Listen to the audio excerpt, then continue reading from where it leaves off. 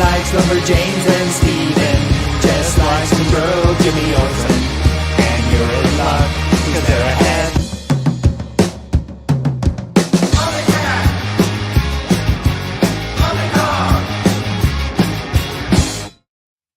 Heyo, welcome to the Omnidog and Omnicat show. I'm Omnidog. Sitting in for Omnicat today is the fabulous Earth-1 Jess. How are you doing?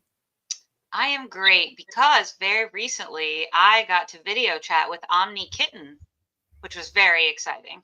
The little teeny, my internet grandchild? Internet grandchild, Omni Kitten. She's thriving.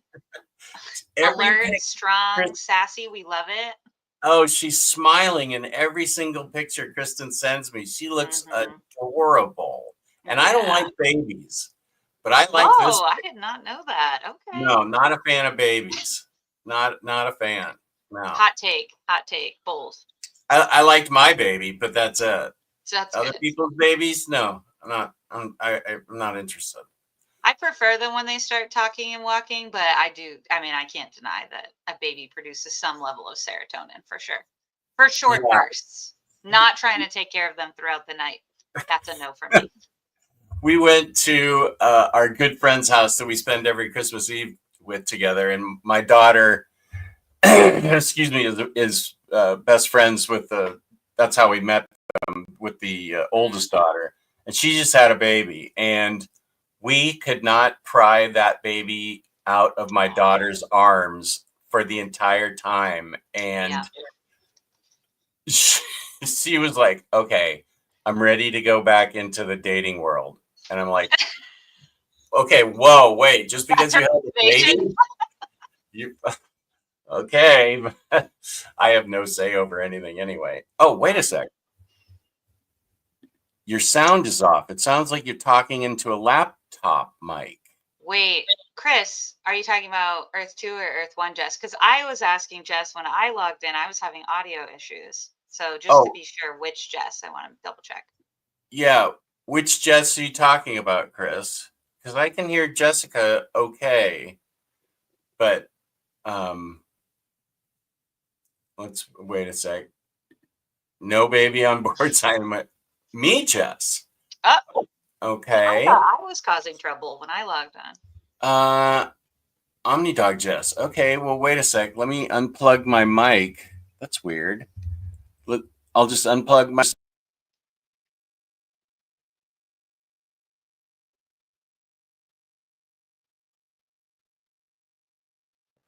Okay, how do I sound without my mic?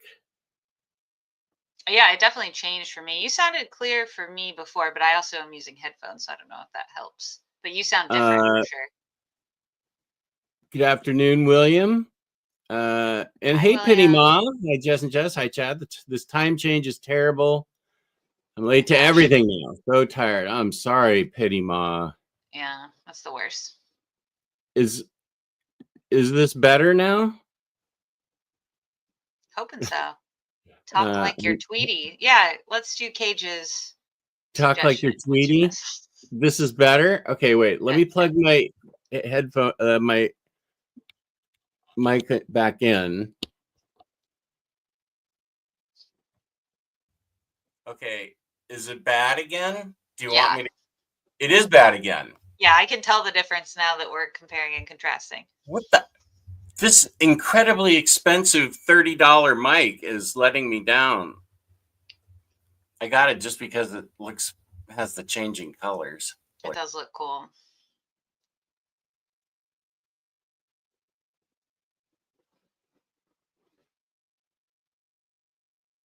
Okay, now the show has started. Is Very Fine Condition still on air? Somebody super chat him 99 cents and say, get off the air. Bad again. Okay, there we go. That was when I said it sounded different for me. I think that's when that comment came in. And the following comment is, and we're back. So I think you fixed it. You're good. We just lost internet there for a sec. The storm's coming your way. It's here now. It is violent. There's nothing going on outside. Okay. VFC is over. Yeah, I'll say he is. He's done. That's right. Just stop. VFC finished already. Okay, so where are all my viewers? Come on, viewers, let's go. It's Jessica. I only get her once a month. Kane, good afternoon, everyone. I can't stay and watch, but I want to wish everyone a great day and have a fun stream. Thank you, Kane. Munin, good evening. Munin with the fabulous tats. Hobbies here. Lars, I hope you don't think I can pronounce that. Oh, good. Translation, hoping everyone have a nice Saturday afternoon and continue to have a great weekend. Thank you. Yeah. I don't even have half of those things on my keyboard, especially like the little, what are the little bubbles called over the A? They're not umlauts. They're like the other one. Yeah. What? Kryptonite Kids here. Welcome. And special shout out to Chris. Last night on Omnibros, he knew I was missing a out of print Euro book, and it was expensive. It was like $60 on eBay, and I was like, I'm not paying that. Yeah. He found it on Midtown Comics, told me about it on air, and I did a live order. I needed some modern day backing boards for comics, and so I ordered those from Midtown and the book. Chris, thank you so much. That meant so much to me that you found it. I really appreciate that. That's awesome. It really was, because it wouldn't even occur to me to look for that at Midtown. Wow, that's amazing. Okay, talking about my mic. Oh, of course, I joined just as the old man is moaning. Stanley, how are you doing, my friend? I definitely have been thinking about you, and I hope that you're hanging in there. I will text you on Facebook after this. Good to see you, Stanley. Even though you're jamming me up, I know that means you're in a good mood. Hello, Superman lovers. That is correct. Magneto Omar. Hey, I could destroy Superman. Look at that pic. Magneto Omar. That is awesome. That's crazy. Awesome job, Magneto Omar. Oh, BFC now wishes to be called Magneto Mar. Really? Okay, I'll continue to call him VFC. Jessica, I saw your note about Fable. If you type in the ISBN, it has helped to find some books. That is great. Well, yes, some clarification, Jess, because I'm still trying to get you over to the good side of things. Stop. One thing that Fable I have really struggled with is logging collected editions. Like, for example, I went to go log the first volume that we read. No problem. Found it. Great. Check. Went to go do the second one. Could not find it for the life of me. Ironically, could find the third volume. So it wasn't like, oh, the order hadn't been put up yet. This is on like your Goodreads substitute thing? This is Fable. StoryGraph is the other one. I'm testing them both this year just to see. And then I'm going to pick one at the end of the year. Like StoryGraph. Yeah. So I found one of our reads. No problem. Went to go log the second one, could not find it. So this is a good tip about the ISBN number. I'll definitely go back and check. I could find it on StoryGraph, no problem, but I had trouble finding it on Fable. So what I've been doing is the first issue of that collected edition. This is probably the third time I've had to do it this year. I go to that and I make a note to myself. This is a review for volume whatever, which is so inconvenient because at the end of the year, you want to be able to fully see it. But now it just looks like I read volume 1, issue 6, and then I'll read volume 3. It won't make any sense.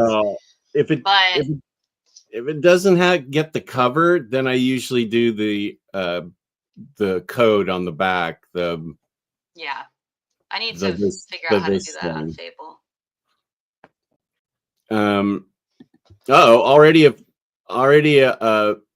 $5 super chat from Harvey. Thank you. Oh, nice. Shaluha, your mother is a Shaluha. Who is this guy? That's Lars, buddy. Your mother is a shrew. How'd you get all those things on your... Did you make all those up? There's even something under the U. Harvey, wow. Midtown Comics are good. I go there, Jess, New York. Yes. Thank you. I appreciate it. Excited for today. Schedule is clear for a full comic book day with the Omni family. Nice. Comic books make me feel better about everything. And live streaming about comic books makes me feel even better. And live streaming about comic books with my buddy Jessica makes me feel like the top of the world, man. We've got a lot of good stuff for this afternoon, I think. I think Books, so too. Movies, surprise game later. It's gonna be yeah. Jess has a surprise for us. Well, for you, yes, but I think everyone else will enjoy watching it. Yes. Oh, for me. LOL, YouTube knows phonetic Russian swear words. I had to use weird versions of letters to get this through. Well, thank you for your super chat, Harvey. I appreciate it. Magneto Omar, you rock for making this account so quickly. She's talking about a different thing, but I heard that the Telltale Fables game is that Wolf in the Fold that you play on. I'd like to download that on my iPad and play that because I enjoyed playing the Walking Dead games like 20 years ago or whatever. She's talking about, what are those apps called? I mean, like Goodreads. What that's an app. They're like to track your reading. Fable and StoryGraph were the two I was talking about earlier. She's not using the Bozos one, Goodreads, which I had no idea was a Bozos one. I think it was its own independent site and then got bought by Amazon. Yeah, and probably is going to get ruined like he ruined Comixology. It's already ruined because they haven't updated it in like 20 years or something crazy like that. Taylor Talks Comics. Have you been collecting the Richard Corbin collections from Dark Horse? Is that Den? Or is it something else? I have the first book of Den, and I haven't read it yet, but I heard it's pretty trippy. What do you think of it, Taylor?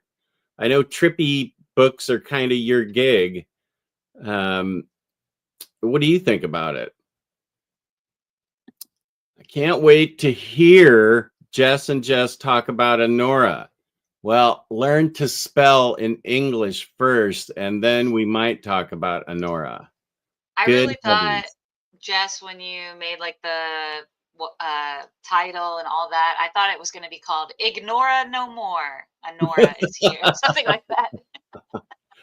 Oh, is Comic Pals on right now? I want to get those guys, or at least Sean, on my show.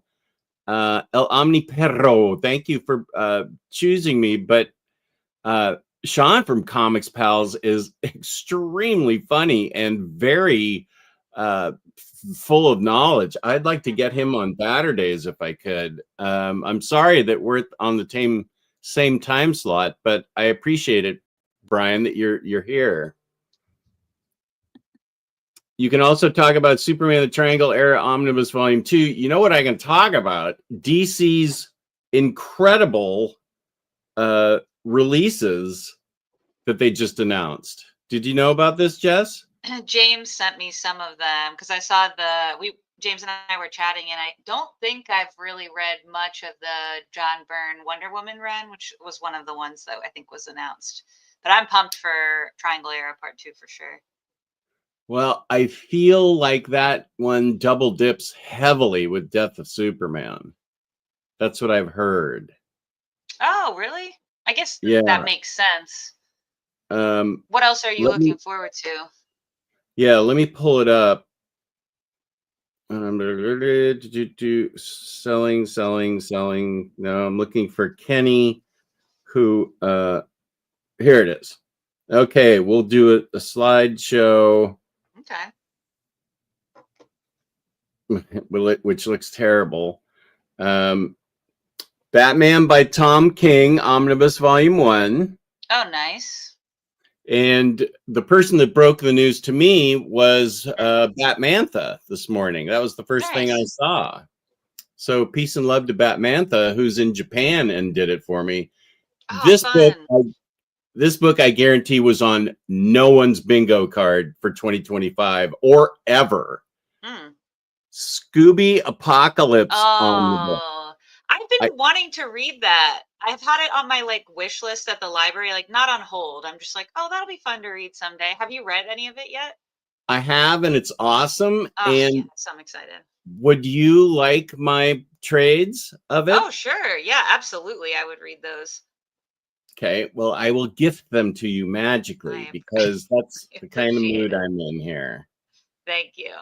You're welcome. I've been like eager to check that. I love Scooby-Doo stuff, and I've heard great things. It is really fun. Nice. Here's a big one.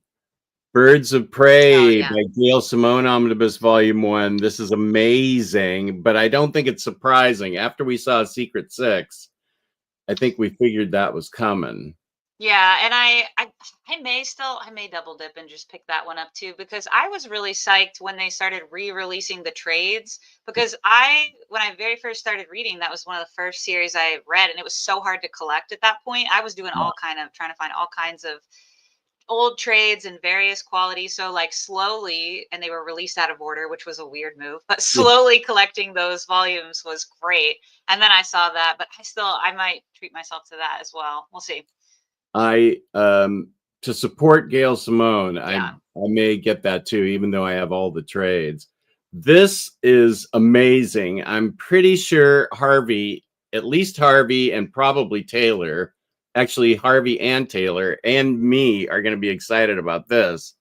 The Spectre by John Ostrander and Tom Mandrake, because all that has come out are 2 trades. The whole thing has not been released in any format. What era is that from?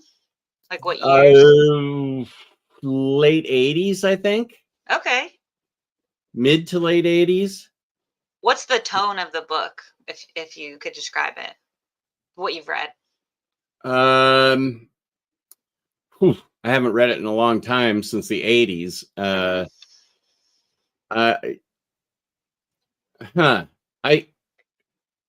Full disclosure, I can't think of how I would describe the tone, but I'm sure someone in the chat can. Okay. And if Harvey can, it'll be in all caps, and he'll be excited about it. But I remember it was really, really good. But I can't quite. I mean, I could tell you Michael Fleischer's tone in the current Wrath of Spectre, and that was violent and very violent. And that made it extremely cool because there were very intriguing and creative deaths. And the only thing that kept it from being allowed by the comic code at the time was there was no blood. People would Was it a Vertigo release or no. the main? Oh, okay. All right. No, it's this book. And it collects like the very first, like his very first reappearance in the Silver Age. So it starts there. Okay. And then it goes all the way through the Michael Fleischer stuff, with art by the fabulous Jim Aparo. And there'd be, that's Batman Inspector. Where's the all these crazy deaths that might, like a big thing of scissors would go through a guy, and the only thing that kept it from being banned by the comic code is that there was no blood. If there had been blood, there's no way it would have made it through. Yeah. Because they are very violent and creative deaths. And yes, I know that sounds weird that I'm talking nicely about violence and death, but this is a comic book, so that's what it is. But this is also really great. Nice. Okay. Yeah, I might check that out. Yeah, I think everybody's kind of been waiting for that John Ostrander book. Here, do. Justice League by Scott Snyder and James Tiny Onion, Volume 2. And events. This is a lot of DC Finest thing. Crisis on Infinite Earths, Part 1. Okay. What is that price? $40 still. I don't be surprised if that price goes up. It's gonna go up, yeah. Because not because of tariffs, but because they're not making any money on that. Like 600 pages, that's not right. 560 pages for $40. They're going to have to raise that by $5, or it's going to get canceled. Now, this is one of the first Bronze Age Batman books to be released. Oh, nice. This comes right before Batman Year 1 and 2, so it actually forms a little trilogy, not necessarily collected, but it's nice that it's all back to back to back. DC Finest, Blue Beetle. Blue Beetle challenges the Red Knight. I have never read any Blue Beetle on purpose except for Justice League International.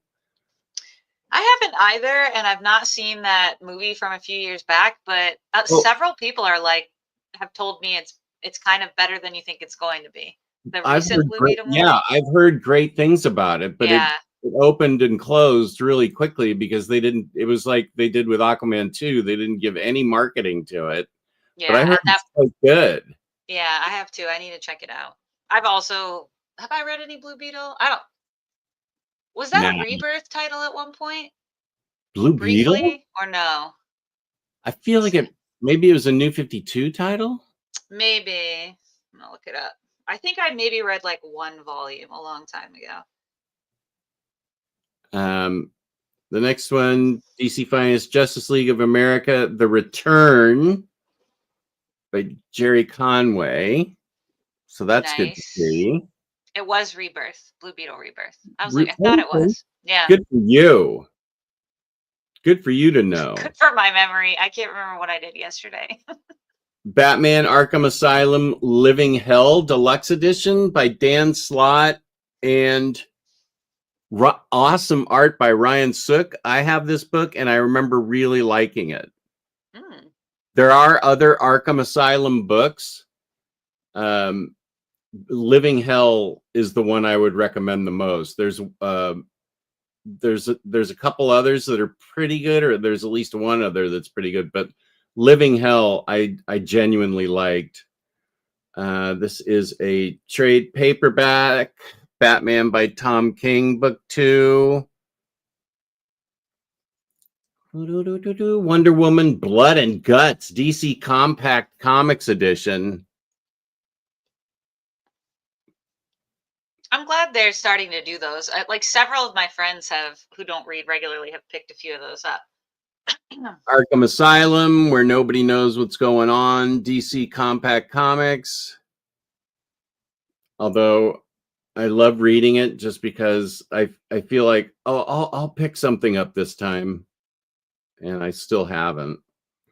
Batman White Knight presents Generation Joker and Harley Quinn. This is about their kids. I do like that series. Yeah, this is the only one I haven't read yet. Yeah, I love this series. Me too. I love the art too. Yeah. Illustrated by Mirka Andolfo. Batman Dark Patterns. Chat, is this any good? It's by Dan Waters. He's a good artist. I mean, good writer. Hardcover. It's going to be a standard hardcover. Batman by Grant Morrison, book 2. That's a trade.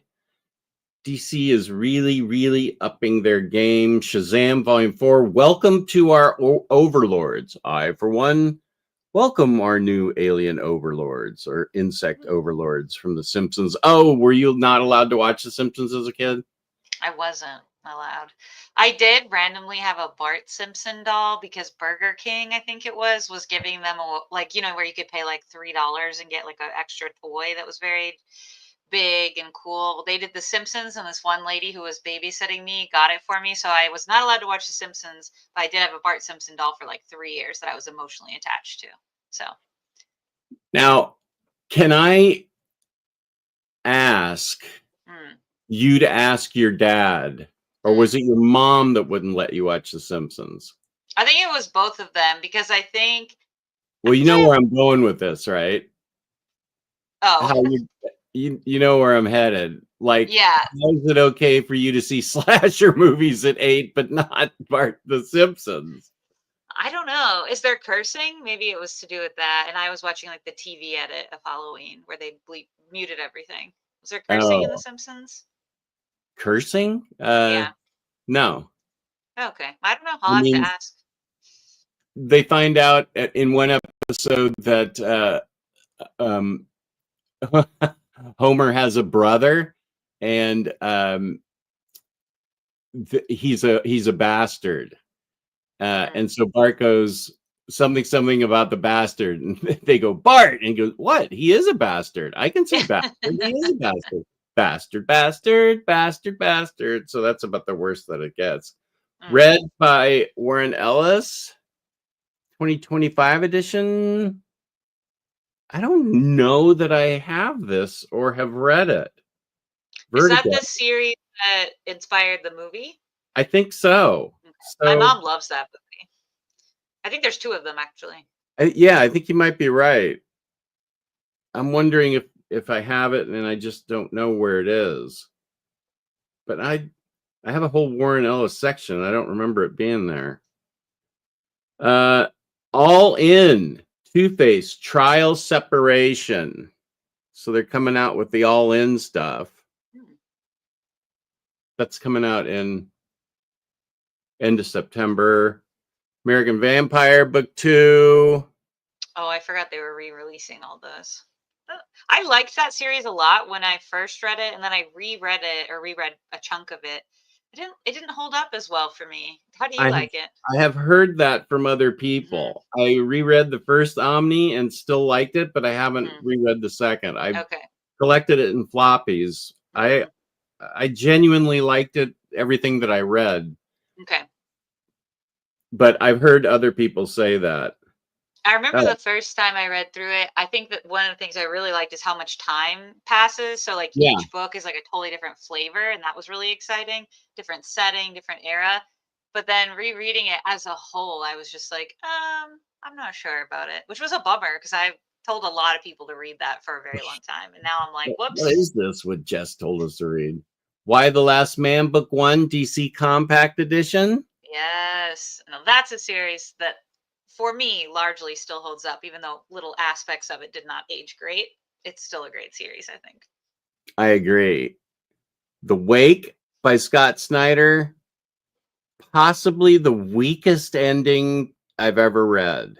Wow, that's bold. It builds and builds and builds into a really cool story, illustrated by Sean Murphy, and the ending just drops off the table. I was collecting it in singles, and I went to Steve, who was at the desk, and I said, what happened? And he said, I don't know. He said, I honestly don't know. And that then sucks. I didn't know this needed a reprint, House of Mystery, The Bronze Age Omnibus Volume 1. These are fun stories. I feel like they hold up. You're not going to get EC horror because it's comics code in the Bronze Age, but they're still pretty inventive. And so that looks like that's it. Thank you to Kenny from Omnibus Collectors. What's it called? Omnibus Collectors Facebook group or something. Nice. Oh, he's got a ton of stuff, even Fantagraphics. Okay, so there you go. There's breaking news. Breaking news that everybody already knows. Richard Corbin rules. Okay. They've come out. I'm a little bit behind as usual, so you guys should be okay with that. They come out with Murky World in 5 volumes of Den so far. It's amazing. It's like if someone painted Conan fighting Lovecraftian monsters on the side of an Astro van in the 80s. I had that van. Wow. I most certainly did not. Taylor, should I sell my out of print and now expensive copy of Corbin's Rat Gods? Reprint coming in the next few years, possibly? I have that book. I enjoyed that book. Is it now expensive? Huh? Probably, Harvey. They seem committed to releasing everything Corbin did that he owned. I'm Earth-2 Jess. She's Earth-1 Jess. I think maybe he's talking about the ones he sent me were posted the other day, and these were just posted today. The ones you just shared, maybe. Okay, Stanley's still here. The last time Jess gifted me anything, magically I had to contact John Constantine for an exorcism. That's not true. Scooby Apocalypse by the late, great Keith Giffen. Okay, and he's the guy who did Justice League International, right? Yeah. Right? Okay. Yeah. I read some of that. Yeah. Stanley LOL. I love Ostrander. I thought so. It is the 90s. Okay, good. Okay. Yes. Silver Bronze Age Spectre Omnibus reprint and new Spectre Omnibus by Ostrander and Mandrake in the same year? Can you believe it? Oh, because this Spectre book that I showed you is out of print. So they're reprinting it. Rumors are that Marvel is going to release some absolute editions. As a non-DC reader, what can I expect to be different between an omnibus and an absolute? Well, size, the idea. Oh, I happen to have an absolute right here. The size, what you want from an absolute, this is how big they are compared to an oversized hardcover, which is the same size as an omnibus.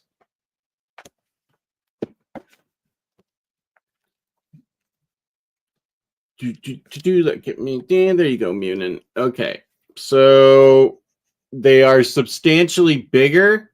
So these are, in my opinion, the reason you collect these is because you want the blown up art. Yep.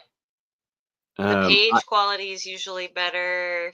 There's usually a nice little ribbon. We love that. Sometimes there's textured covers, which is nice. Yeah. If you're a texture person. Yeah. I think we both are tactile cover lovers. Yep. Cover lover.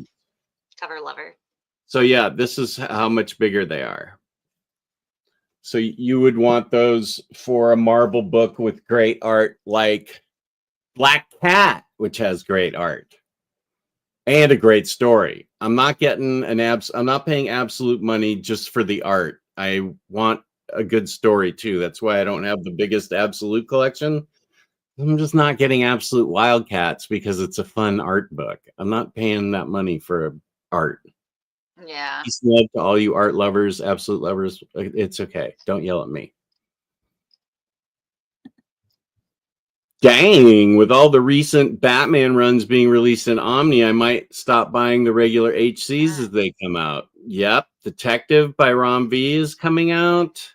You don't need to buy them because Jess is buying them, and that's what gets us the Omni later, and it's his service to the world. I was going to say our country, but it serves everyone across the globe. It's international, yeah. It's international. It's international, yeah. Oh, and here's Belgian Ellen. She's international. Our friend and DC fan Sven thinks the 90s. That's for Ostrander. Thank you. Oh, I like that era. Yeah, it's really quite good. Praise Cassowary. I haven't seen you in a long time. On my way to the library with the little, but wanted to say hello to you two amazing people. Well, you haven't seen her because now there's two littles. Oh, so she's busy. That's two littles. That's a lot of work. Heck yeah. Yeah. Wow. I don't know what made me think of this. Maybe saying littles, but there's a my Instagram and is filled with nothing but comics and dog videos. As it should be. Nothing else matters, truly. And you know how they have huskies because they're so vocal, they Yes. have them talking. And this one husky refers to the husband as the spare. Hey, spare, Oh, I've get me in seen my that. spot, spare. The Which I spare think is human. hilarious. John Ostrander was originally going to be a priest, and the Spectre series explores a lot of morality and spiritual issues and is a great read, and Tom Mandrake art is fantastic, of course. Awesome. Yeah, that interests me, for sure. If I should buy an Omni, that would be it.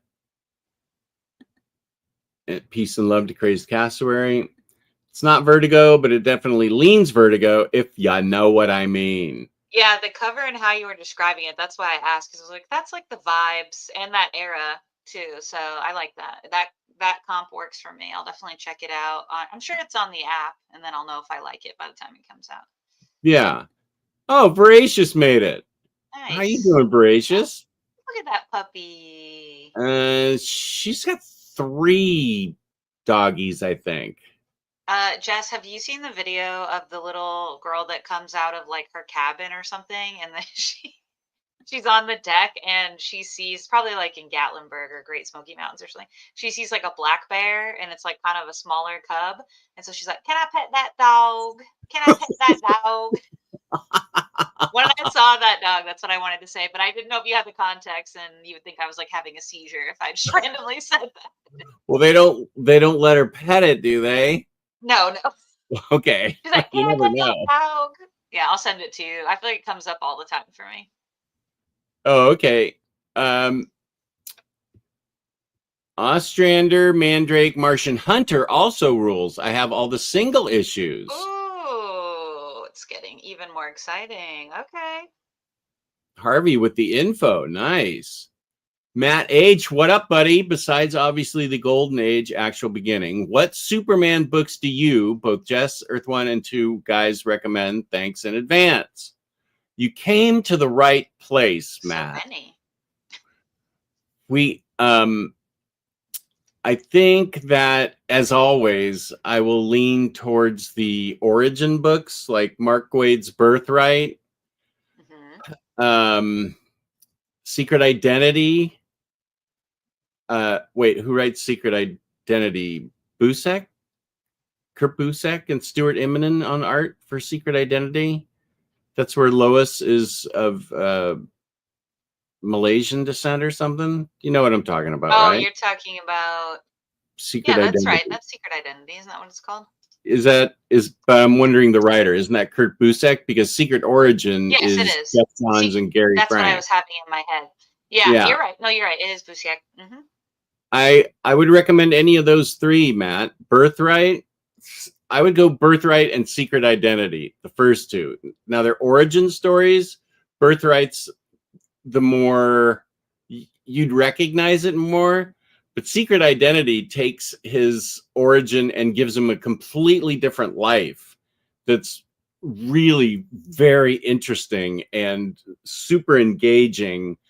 I think I love Kurt Busek, and I just think that's one of the best books he's written. It makes, well, Kristen's a lost cause. I was going to say any book but Secret Identity, I would think would just be read Birthright first, so you get a taste for that, for his a little bit more typical upbringing and origin, but then read Secret Identity, because that thing crushes and is so good.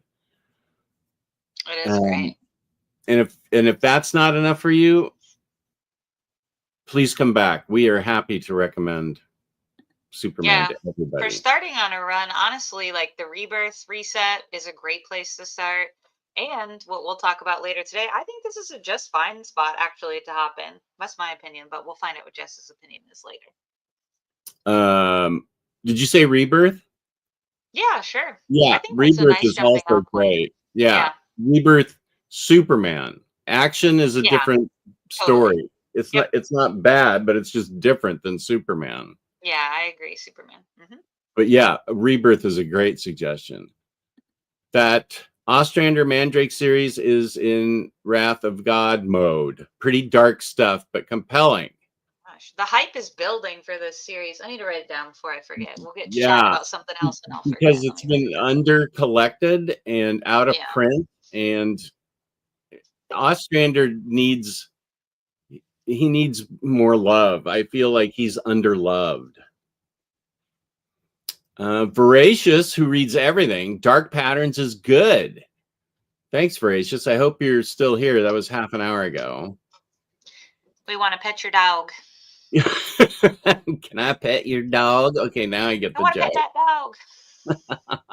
I appreciate Javi appreciates the compact comics from DC. Batman Court of Owls and Hush compact editions are what helped me start collecting physical comics. Hey, that's awesome. Yeah, I think they're so inexpensive. You get the whole story. Like, it was a really smart idea. And like I said, organically, not because I'm like, oh, go buy this. Several of my friends who are not comics readers are like, oh, yeah, I saw this and it was pretty cheap. So I thought I'd, take a shot at it.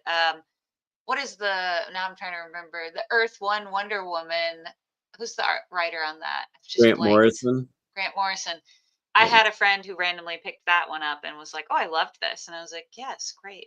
Although I didn't like volume 3 very much, but she liked the ending, so that's fine. That's what really matters. Use the word organically, and so organically we'll transition to organicpricebooks.com. Use my code Omnidog for $2 off your order, but big savings. I use this code all the time. 5% off shipping 4 more books together. Omnidog sit. Yeah, there we go. Good segue, Jess. Wait.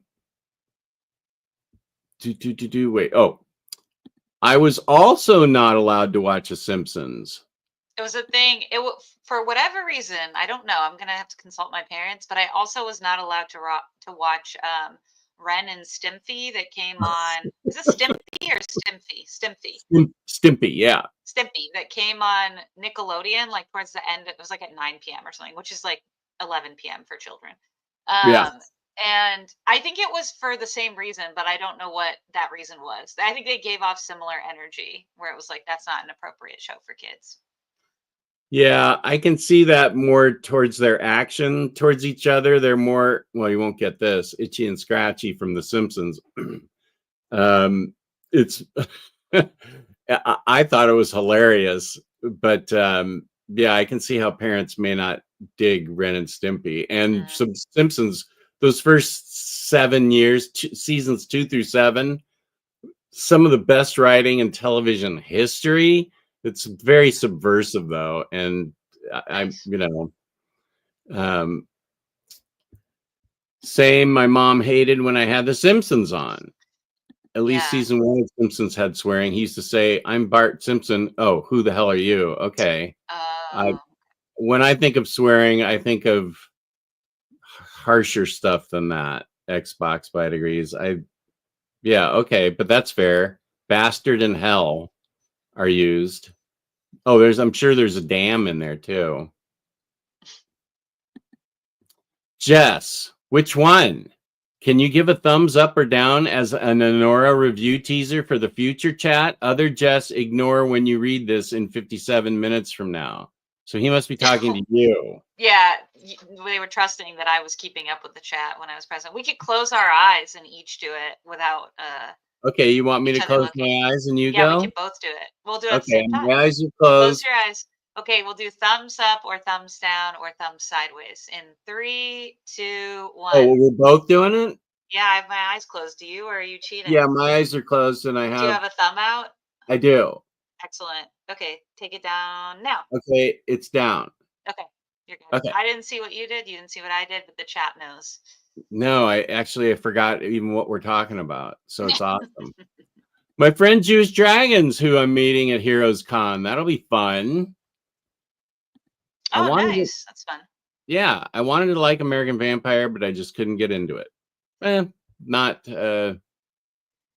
all books are for everybody. Worse than Under the Red Hood's Punch ending. I remember Under the Red Hood being one of my books of the year. I love that book. Yeah. I'll have to go check it out to see what you're referring to. I genuinely liked it. Max, baby, popping on to say Jessica is rad. Gotta go again. Bye-bye for now. Hey, you're rad. I mean, I knew it, but when Max said it, I really felt it. You know? Little validation there, yeah.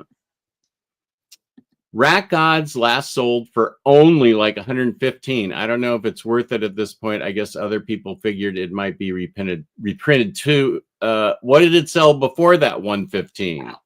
Considering it was like a $30 book, I think 115 is a lot of dosh. It's a lot. Here's Elon. Happy Saturday, you two and chat. What up, buddy? Hi, Textured covers are next level. They are. Oh, yeah, they are a lot bigger. Absolutes. Yeah. Absolutes for the stories you adore and read over and over again. And I think for the art. Yeah. But everybody's different, and you can buy them for whatever reason. And as a matter of fact, Elon and I, at the end of the month, are going to be talking about this book. Nice. Hard Traveling Heroes, as it's now called, but I just call it Green Lantern, Green Arrow. Yeah. Elon, wonderful person. And Phenomenal AC, always here reminding people, smash the like button. Thank you, Phenomenal. You're phenomenal. I appreciate that. And I agree with this. Absolute Kingdom Come is definitely worth the money. So is Absolute Justice. So are all of my absolutes. Because the art's great. And the story's great. Mm-hmm. Yeah. Can we please talk about Nottingham Forest beating Man City? Oh. There we go. I know, that was wild. That was like a last-minute squeaker win. That was amazing. Junior management said, I can't come over tomorrow until like 4 o'clock because her team is Liverpool. Oh, and I said, I didn't know she was watching some Premier League. I love that for her. Yeah, and I said, well, we have Peacock TV. Why don't you just come over and watch it here? We just like having you around. And so she said, okay, I'll be there at 12:15. Nice. That's very specific from her and usually means 3 o'clock. But if she's coming to watch football, maybe she'll convert you. One of my good friends here in town is a Liverpool supporter. He's from there, so I forget why she chose Liverpool. I mean, they're fantastic. Most fans in the U.S., if they're American, like they're Americans living here, are Manchester United, some Man City, or Liverpool fans, some Tottenham. But it's kind of like there's like 5 teams, and they're generally teams that have been up in the Premier League for long enough in recent history and do fairly well. You know, usually are ranking in like the top 5, top 8. And we're a top 3 team this year, so we'll see where we end. But that was a dream. We're having a dream season for sure. Also, she was excited about season 4 of Ted Lasso coming up. Me too. Ted Lasso's so good. Good to see you. Good to see you. Blah, blah. Lance, how's it going, Lance? Happy Saturday, Jess and Jess. I'm about to head out to see the new Looney Tunes movie, but we'll listen until then. What's that? I didn't even know that was a thing. Okay. There's a new Looney Tunes movie? Wow. Apparently so. I'm behind. Okay. Pity Ma chatting with Voracious. Good to see. Good to see. Soccer happening. Okay, Voracious. We've got nice stuff going on here. Ostrander Suicide Squad, right, is getting an omnibus this year. I don't have a gift card on this show. I can get them. That's a good idea. Maybe. Oh, that is a really good idea. You gave me a good idea, Casa. In the future, an OPB gift card could be in your future if you watch Friday, March 28th starting at 1 p.m. That's all I'm going to say. And here's Dana. How you doing, Dana? Good to see you. Hey, Dana. Voracious still okay, and Pitymon Voracious still talking dogs, which is good. Please go ahead. Invader Zim was a pretty intense show. I love the episode where they're selling chocolate bars. I never saw Invader Zim. I haven't either. It's definitely on my radar, but I haven't seen it. He guessed the thumbs correctly, so we must be getting close. We are getting close to caught up, which is scary. Speaking of Ostrander needing more attention, many of his stories were co-written with his now long departed and often forgotten wife, Kim Yale. They worked together since back in his Grimjack days. Oh. Thanks for letting us know that, Juice Yeah, Dragons. cool. I saw it go for over 200 quite a while ago. Huh.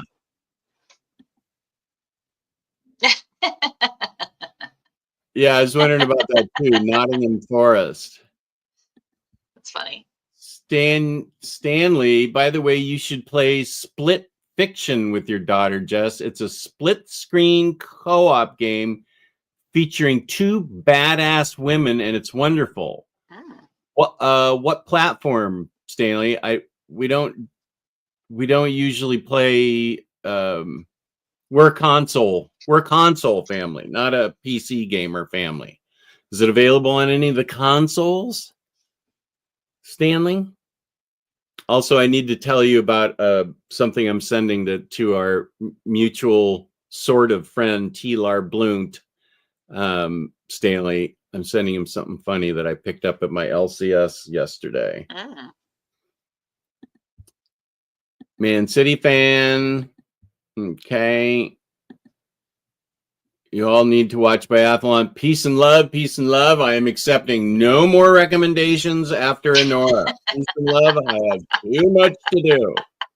That was the rare exception I made. I have 45 things that people have recommended to me since 2017. Peace and love. I can do no more. But Biathlon, everybody go watch Biathlon. Oh, you mean Biathlon the sport? Okay, good. Everybody watch Biathlon the sport.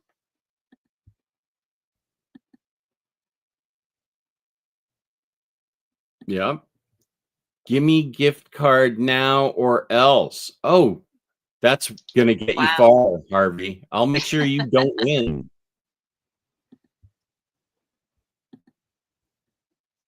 Yeah, I know, Casa, but you gave me a great idea for the Friday show, the 28th. That's going to be an epic giveaway show. Like, so much is going to be given away. And we're starting out with, excuse me, Freddie and James on the toy show. And I'll wait till it happens to believe it. But Tyler Blunt said he'll be on too. There's a solid chance he'll flake at the end, but he said he would be. Oh yeah, Righteous Gemstones is supposed to be great. I wonder if upper management would like that, because I just thought of a show I was told last night by Lou, and people in the chat agreed. We got done with Shrinking, and so we're looking for a new show. Righteous Gemstone, and I heard about The Pit. That's supposed to be a great medical drama, and she loves medical dramas. Well, if you're trying to use your Apple Plus, you could always watch Severance. I want to see Severance, and she does not. I want to see it. She does not. We have trouble finding things that the both of us are interested in. Voracious chiming in. Righteous Gemstones is amazing. Speaking of amazing, would you like to talk about the topic at all, or is the chat more interested in tangents? The chat, whenever I bring up the topic, we lose half our viewers. Should we let them decide if we touch base about Anora or Superman first? Oh, I'm saving Anora for last because because that's when everybody's going to go crazy. Oh, okay. I understand. At least two of the people are James and Cycle. It's always a good day when you can please James. You finally finished his recommendation for something. That's a good day. Oh, and James did the thumbnail today. Nice. And upper management put in the lettering, but James did a great job. Thank you, James, for that thumbnail. That's awesome. Yes, we can touch base briefly on our Okay, don't anybody go anywhere. We're actually talking about comics, the reason this channel exists. So this is Supercorp. Is it Supercorp or Supercorp? I think it's Supercorp. Supercorp. Supercorp. And of course, DC did as they usually do, hardcover, trade paperback. Okay, that is so annoying. Because remember when we texted about this, I was like, oh, I own the first one physically. And then when I finished the second one, I was like, I should own this physically also. And I was like, okay, great. Well, I have this one in hardcover, so I'll get that one in hardcover. No, because they hate us. They hate us. It's visceral almost. It's so annoying. Yeah. Yeah. They do that an awful lot. So we're praising them for all the omnibus releases, but you guys do better with your regular releases. It's really annoying. I mean, I'm sacrificing my sort of hard-earned dollars to make sure I buy the standard hardcovers so you guys can get your omnis. So show us a little respect and keep the format the same. What in the world is going on? Mm-hmm. I have a question for you. And just based on the evidence of these first two books, is it possible Lex has changed and actually wants to do well, do good, be good, be helpful? I think you can never trust him fully. I for some reason I really want to trust him. Mm-hmm. He's a villain I'm not sick of, and he's just so much a part of every Superman run. It's a good thing, but they find new ways. Josh Williamson, I think, has done a really good job on this book. Yeah. And finding a new way to make Lex interesting. They always keep him, they find new ways to make him interesting. And do you want to set up this Supercorp book while I show art? I'll highlight myself and you can... Yeah, I read the back. Yeah, okay. Let me highlight myself. Okay. This is the book. So we read volumes 1 and 2, which are Supercorp, and the second one's called Chained, right? Superman Chained. Yeah. In this sort of rebirth of sorts, though not the literal rebirth run, we start with Supercorp, where Superman has returned to Metropolis, and his great enemy, Lex Luthor, is finally behind bars. The future of the Superman family has never been brighter. As Clark Kent settles back into his life, both iconic and new enemies erupt from the shadows to strike down the Man of Steel. But waiting in the wings to back up Big Blue is Supercorp? What secret project has Lex given to Superman? This all-new chapter of Superman ushers in a defining age of the DCU as writer Joshua Williamson and artist Jamal Campbell create a story that welcomes new readers and delights longtime fans. I will say, I don't think Jamal Campbell is the artist all the way throughout. There was an art change. No, yeah. Towards the end that was abrupt and, spoiler alert, slightly unwelcome, though not the worst thing in the world, because I love Jamal Campbell's art. Particularly in Far Sector, but also on Naomi. It was so good. So I was pretty pumped that he was chosen as the artist, but it's not all the way through. So just as a heads up, we can talk about those artists, I think, when we get towards the end of the... I thought Jamal Campbell was a woman. No. I apologize. I don't think so. Okay. No, I apologize. I thought for some reason she was a woman. Obviously, if she's a man, I was mistaken. Doesn't matter.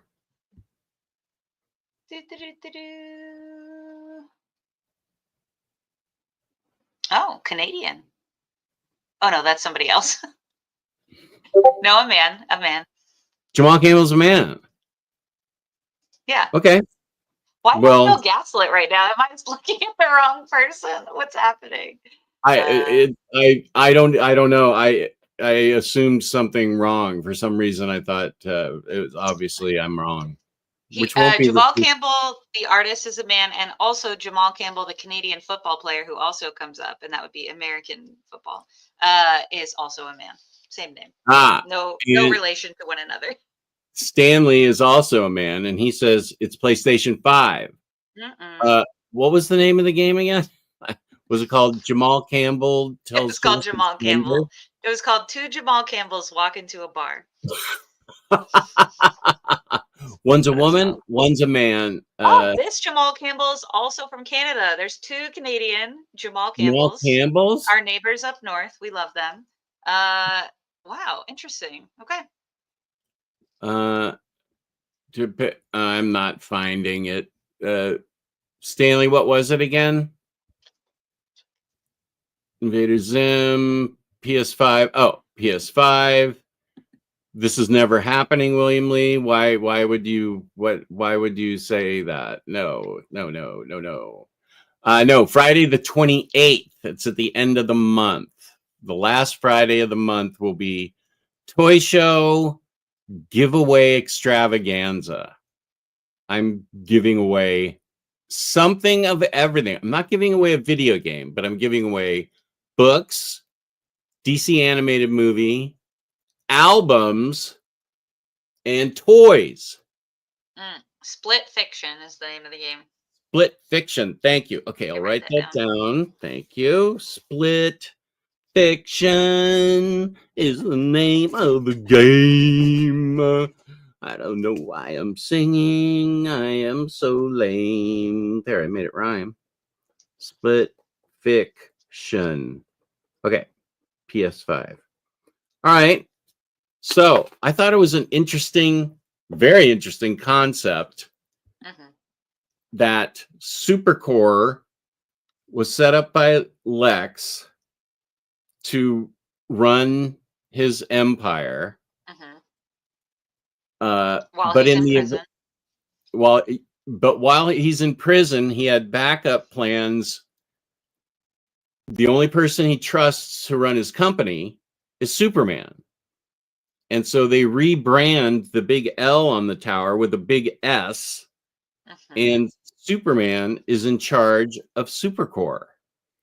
And they have dedicated all of this is what makes it interesting to me.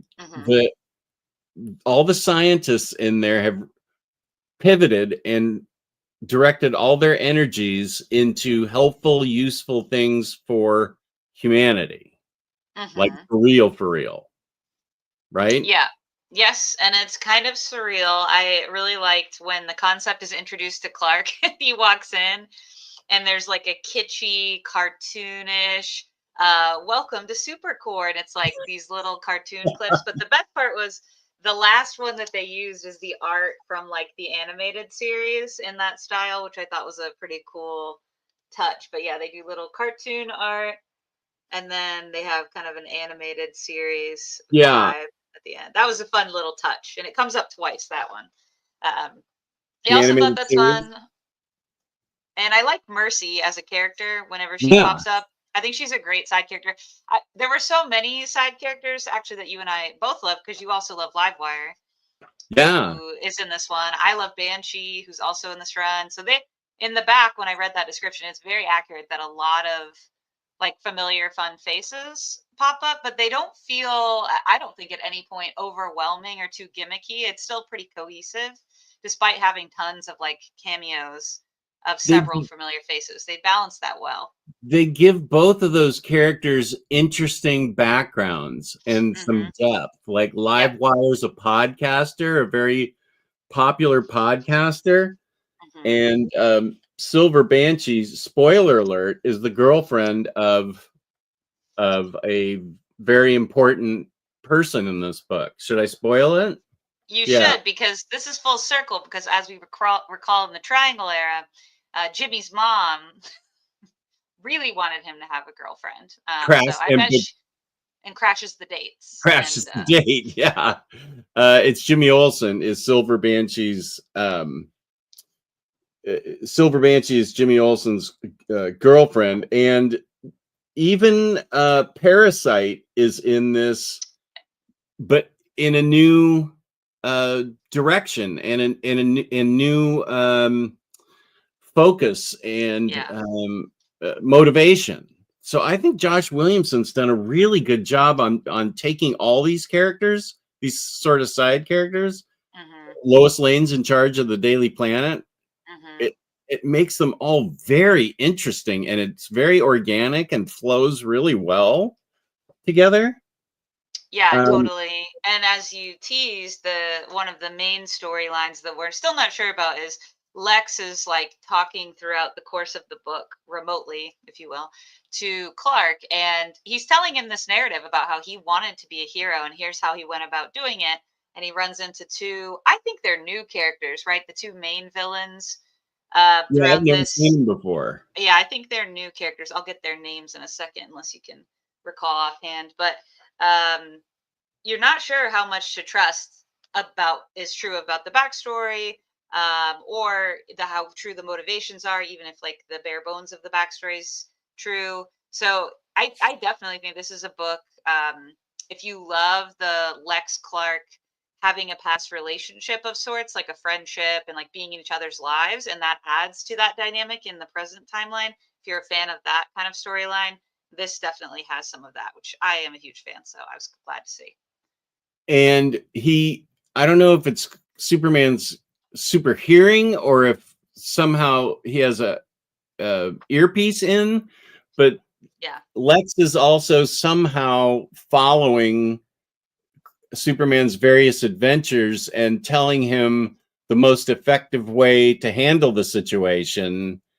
Like break an arm on live wire that will disrupt her focus, and Superman is like, no, I'm not gonna do that. But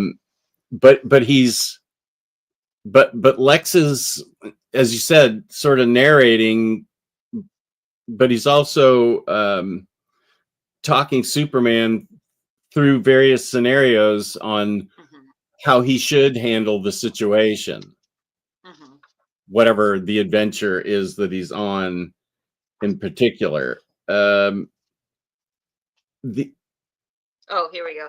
The three new characters we have, I mean, there might be more, but like the three main new people I think that we see are Dr. Farm, who has one of the most disturbing character designs I think I've ever seen. It was like something out of a nightmare for me personally. I think it's the shirtless character, right? That's Dr. Farm. Dr. Farm, that's PHARM. Yep, like pharmaceutical. Here's a little bit of the character design. Let me highlight you. And who's are they two men? Oh, yeah, this one in the wheelchair? Yep. So this is one of them. That's Dr. Farm. And that's the one you think is disturbing? Yeah, it's something about the gloves, the face, the like weird color palette, and then Graft is the other. Mr. Graft or just Graft? Dr. Graft, PhD Graft? It's Graft, attorney at law. Counselor Graft. I'm trying to find the character design. They're forming an anti-Lex attack team. They're recruiting members because they hate Lex, and they're very much up to no good, like super technological no good type of ruining Parasite practically by making him nanotech parasites that get into everything, and Parasite's actually trying to be a good person, and Dr. Farm and Professor Graft are actively working against him. And also, well, I'm getting ahead of us. What now? You were going to go to the best new character, weren't you? Is that what you were going to say? I was going to say Lex's mom and daughter are introduced. Oh. Yes, but before that, the one other new character who plays a larger role in the second volume, but I want to say is in this volume if you pick it up. I thought you were going to say this was one of your favorites, because I was like, this character rules. And that's Marilyn Moonlight. Oh, yeah. Marilyn Moonlight. Super cool character. Kind of like really a Western. Cool. there's a sick cover in here too. I'll pull it up. But kind of like a Western style character that I think is new. I've not seen her in anything else. I haven't seen her either. Let me find that. I really like the cover. Let's see. Yeah, she's like a Ghost Rider in the Sky. Yeah, she gets song. Yeah, and she gets teased in this one, but she has a much larger role in the second half. Here's the cover I was thinking of. I thought that was pretty sick. Oh, okay, wait. Who's the artist there? I don't know. I'll have to look it up in a second. And it probably says it right at the bottom. That's Boss. Oh, Nathan Zerdy? Zerdy? Yeah. Yeah. I really like a lot. Did Nathan Zerdy do some of the covers for Iron Fist? Because that's what the art reminds me of, especially the way that they did the mask. He did a bunch of covers for like Gotham, like for Harley and Catwoman and Gotham City Sirens type things, because he has a tendency. He also drew one of my favorite covers of Emma Frost last year. Very realistic, very adult-like, but then he can lean into this sort of kind of cutesy teenage look for the same kind of character. Like he did a cover that I have as a t-shirt with Harley, Catwoman, and Poison Ivy. That looks pretty, it looks good, but nothing like that Emma Frost one. And then some of his are just like these grown-up characters that are supposed to be in their 30s look like they're 13 years old. Wow. It's a sick cover. It's a sick character design. Like really, she made it. I was like, when's this lady coming back? Luckily she did for a good amount of time. Very cool backstory, which we'll get to. But I would say those are the three like new characters that are main that we get. And then you're right, we get the return of a ton of villains, but probably most significantly in the plot twist is the one you were about to mention, if you want to come back to that. Lex's mom and Lex's daughter show up all of a sudden while he's in the hospital for something. Yeah. I forget how he got in the hospital. I only read this 3 hours ago. I think there was a conflict in the prison that he was at. Remember, he was getting in a bunch of fights. Oh, he got stabbed. Yeah. He got stabbed because Dr. Graft and Professor Harmful set it up so that Superman would be otherwise occupied, so they could get all stabby with Lex in the prison.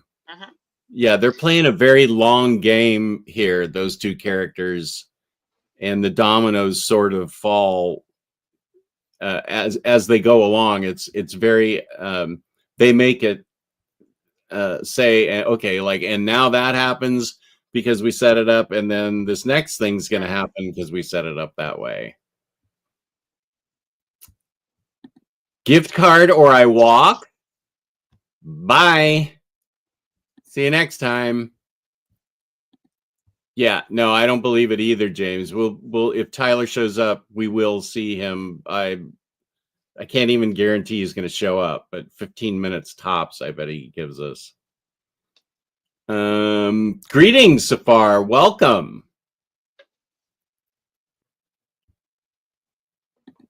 Righteous Gemstones is amazing. Just show her time's a wasting and she'll be sold. I definitely want to see Severance. I think I'm going to be watching it on my own. And we know how well that goes. That means I'm never watching it.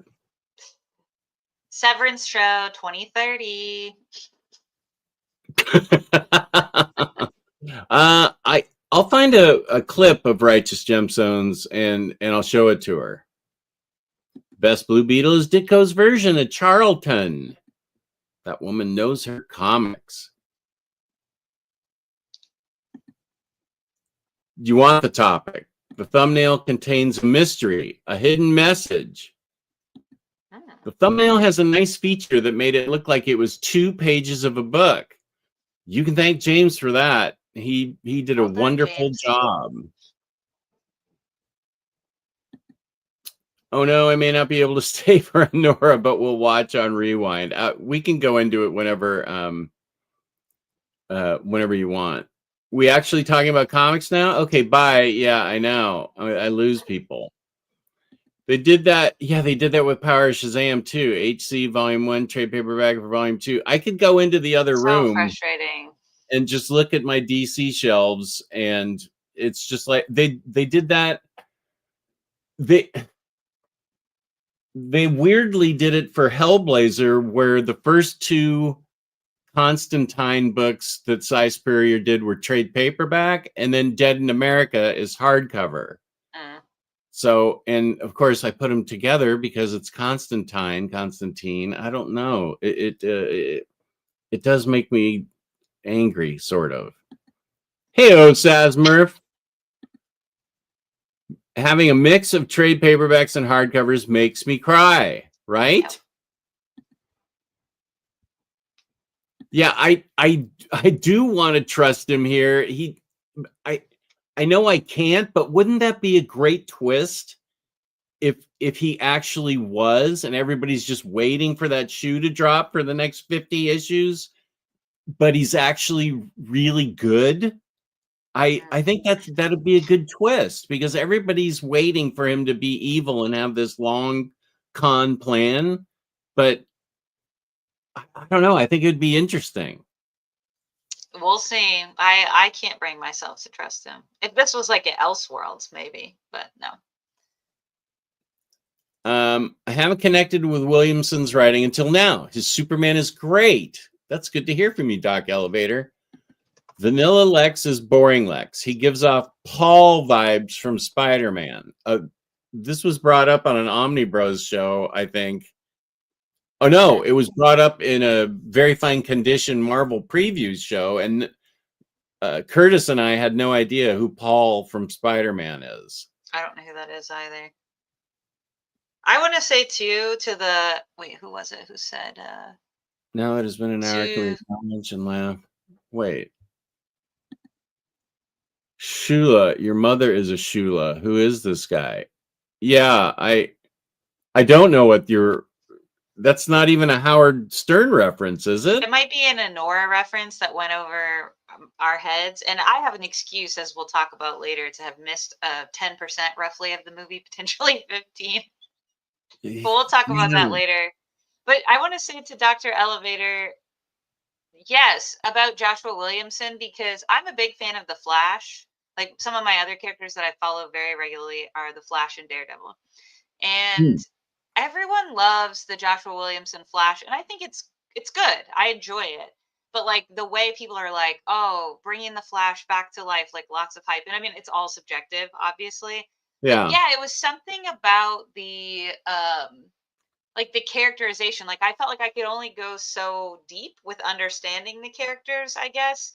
So I'm glad that you said that out loud, because it made me make that connection in my brain. And I actually think I really loved both of these. We'll give it our rating in just a few minutes. But like, I will say this one had a little of that, in that I think the characterizations were great, but I wasn't getting super deep with the characters. But I think Volume 2 really started diving more deeply into the characters in a way that made me connect with them on a much deeper level.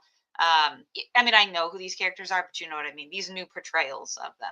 Yeah. So I totally agree with that observation. And I do think if people were mid on Joshua Williamson's Flash, I do think it's worth checking this out, because I do think by Volume 2, we're getting something that's a little bit more elevated character-wise. So I'm glad that Dr. Elevator said that. Yeah, I as I said, I really love what he did with Livewire, making her a podcaster that wants hits or followers and wants traction and wants to broadcast from prison and stuff. I thought that was really interesting. Yeah. And then we go into I thought this was a good touch too. The Chained. Yeah. Do we want to say who the Chained is? I mean, it is it is called The Chained. Yeah, so yeah, I think we can say it's the setup of the book. Yeah. Yeah.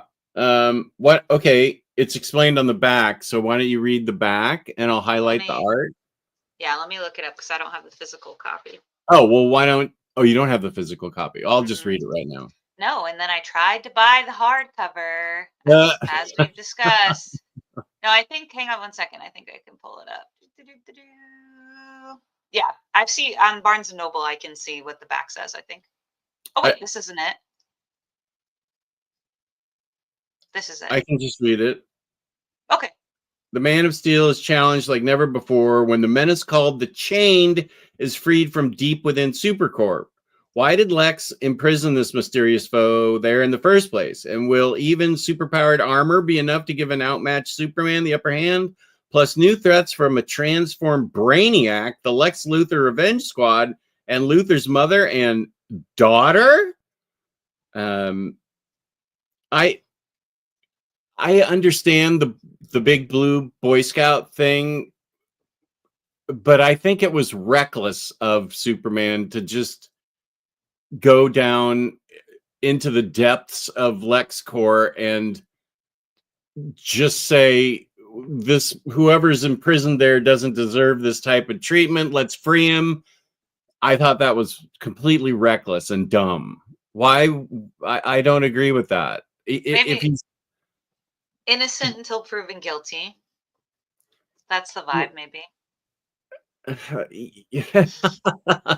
Okay, but it's somebody that Lex thinks is so dangerous. He chains him up and buries him in the bowels of LexCorp, and it's almost impossible to get to him. I would think I'd want a little backstory on who this chained guy is. Maybe like ask Lex how come he's there, and hope he's telling the truth, because I think he is telling the truth. I was gonna say this relies on the fact that you are trusting this version of him. Yeah, I'm gonna put all my cards on the table, and I'm just gonna say I think Lex is genuinely reformed in this version of. I'm gonna go for it. Everybody can prove me wrong and say you are wrong. That's fine. I get told that all the time in this house, and I accept it. I get told that all the time on my channel, and I am frequently wrong.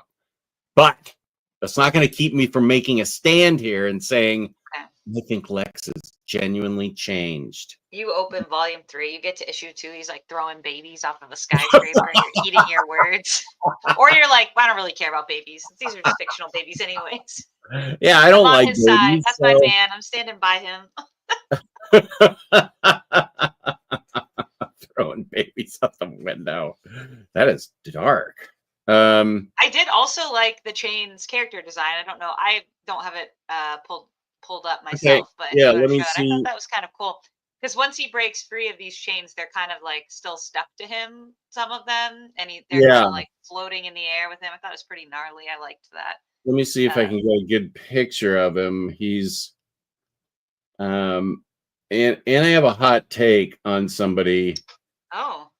An artist, and I'm going to apologize ahead of time because I know I'm going to offend a bunch of people with this hot take. Whoa. And it's nothing against this artist personally. I'm sure he's a wonderful person.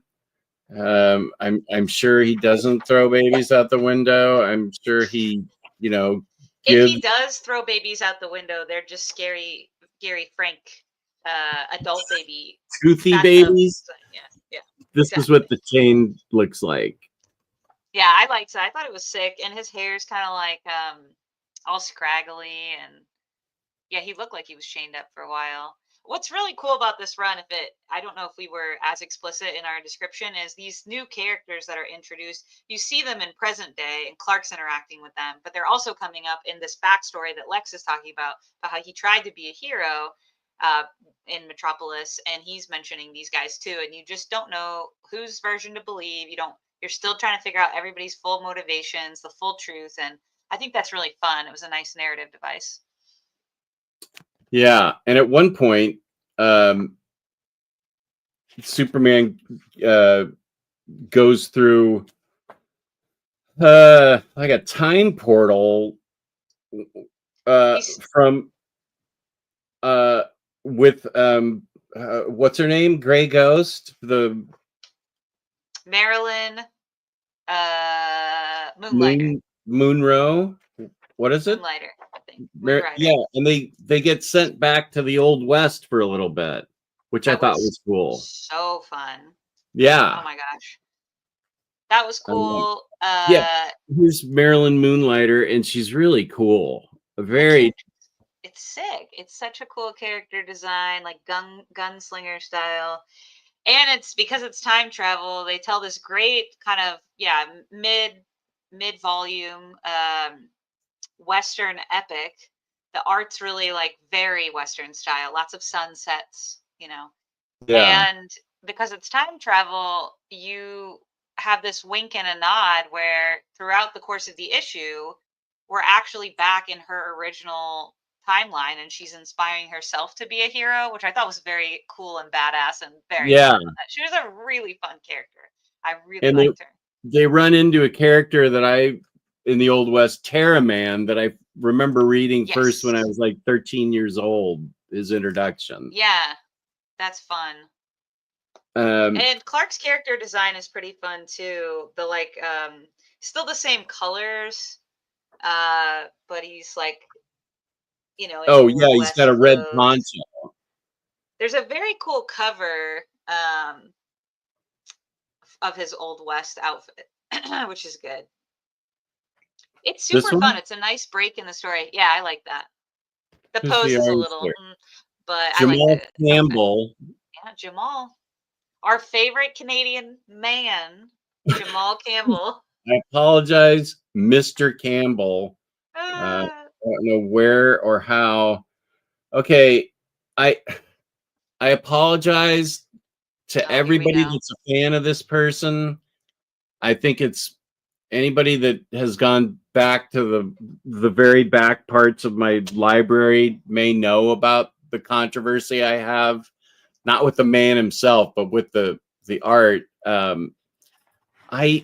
And people out there are going to love him, and you know, peace and love. I'm sorry, I just don't vibe with his art, and that's Lee Bermejo. I really just don't dig his style, and I know people love him, so I apologize to everyone.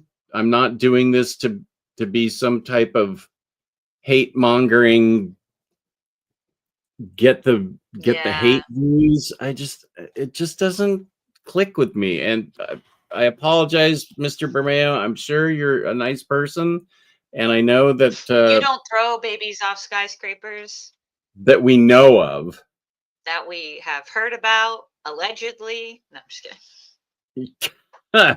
Oh, here's a whole great fight with the Chained right here that Superman goes through with all his chains whacking around. Yeah, it's cool. That design is cool. Another really fun one in this book is Lena, when she's confirmed as coming back, and she goes to work for Supercorp, and has like everyone who works at Supercorp has like Superman-y outfits. Yeah, there it is. I thought that was a pretty fun design for her. I liked that. And she's got, I didn't pick up on it, but on her forehead, what's going on? I forget what's going on in her forehead. She's got some kind of technology in her. Is she like, has she been brainiacked or something? What? It looks like maybe she had been, and they're taken out now. Because the other thing that happens that's the setup is throughout, actually, you get the tease. I think even at the end of this one, there's like a bit of a tease throughout that Brainiac is kind of helping stage some of this behind the scenes. Right.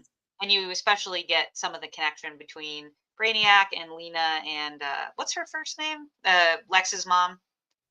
I think it's Mom. Who's come back. Also, her hair looked like Rogue's for no reason whatsoever. Yeah, it did. That's I was like, is this Rogue? What am I reading? Yeah, it does. Now, I will say that my high school girlfriend's mom did have a head of black hair with a natural white stripe through it. So it does exist.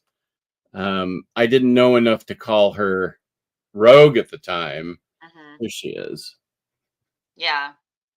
It was a choice. Another choice, and I love Jamal Campbell, my favorite Canadian male artist. But I will say the character designs for Lois in Volume 1 are very similar to Mercy. They look very similar. There's very little difference. I mean, you kind of know which is which immediately based on setting and context. But I was like, you could have done something a little bit differently. And very often Mercy is portrayed more often than not as Asian. And I thought like that would have been enough probably to make them be different enough. But they look almost exactly the same, inexplicably. Even their haircut is pretty similar. So I thought that was a bit odd. I totally agree with that because I got confused at one point where Superman's carrying someone under his arm, and I thought, wait, how come he's carrying Lois? Isn't Lois like over in this part? But yeah, Mercy, as much as I really dig Mercy, I think there could have been a little bit more to differentiate her from Lois.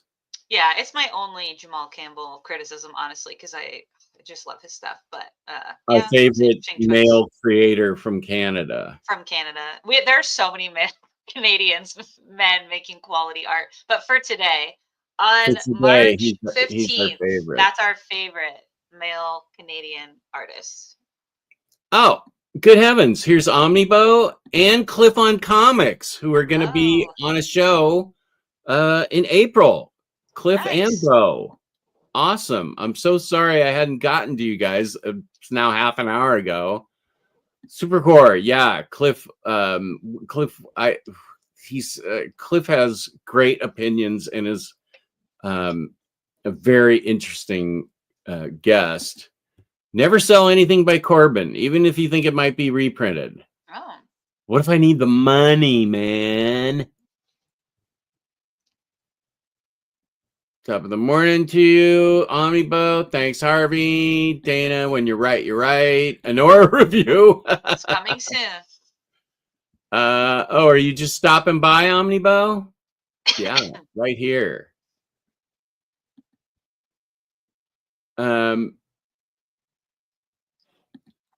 I did that with the question omnis, Harvey. Reading copy, a copy for Dennis Cowan to sign, and the archival copy. So you have 3 copies of the question? Oh, damn, he called my bluff. Yeah, he did.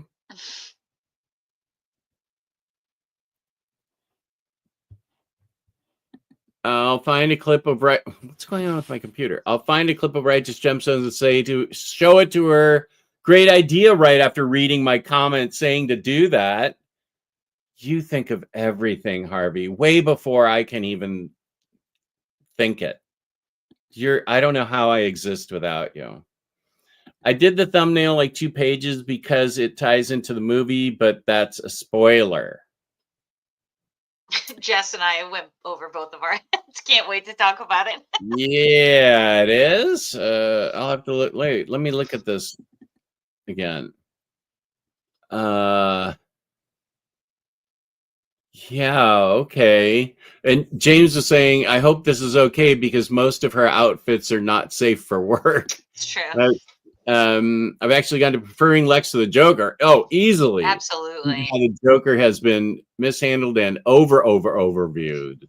Honestly, like Lex as a villain only ages better because technology keeps improving and having the double-edged sword of being this great connector that like advances us, but also this like looming threat and a lot of scary things. And I think that combined with the like immense wealth gap that we continue to see worldwide, those are 2 of Lex's like defining features from the beginning. Wealthy scientist, and so you can do a lot with that, I think, as far as villainous or maybe the capacity for great good, at the same time. So I think Joker, you're more restricted because people sometimes don't want him humanized for valid reasons, because like certain his defining qualities feel a little less mutable. Is that the right word? Or immutable?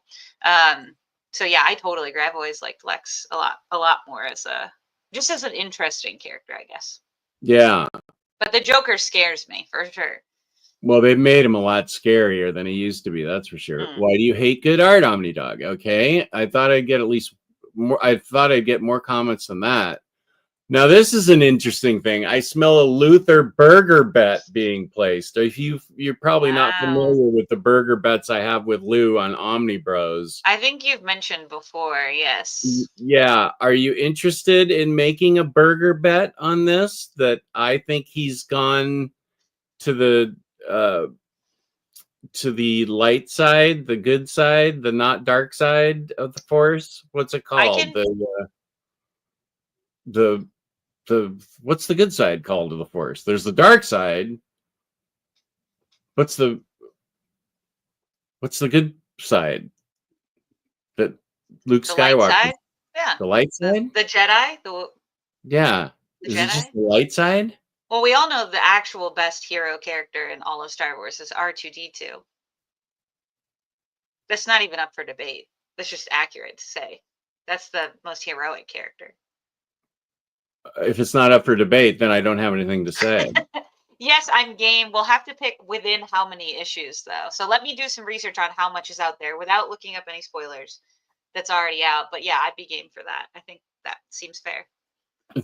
Yeah, and we can read House of Brainiac. I looked at it, yeah, and I want to. Just the last part of it goes into absolute power or whatever. So I think in our free time we can read it, and and not be in danger of having to get all tied up in absolute power. Yeah. You are caught up with the chat. Is this allowed? It doesn't happen very often. We're going to get real behind once we start talking about Anora, though. I have this feeling that it'll start just snowballing out of It's just the control. Force and the dark side of the Force. I've never heard it called anything else by Yoda in the movies. Muhammad says it is called the light side. Well, I've heard, I believe they'll be like, now I'm like getting mixed up. If that's the Bible or Star Wars. What's R2-D2 have to say about it? Probably some cursing in a technological dialect. He's the hero. Actually, we are definitely doing a show with Cliff and Bo and Elon April 5th at 5 o'clock. Excuse me, 5 o'clock, because the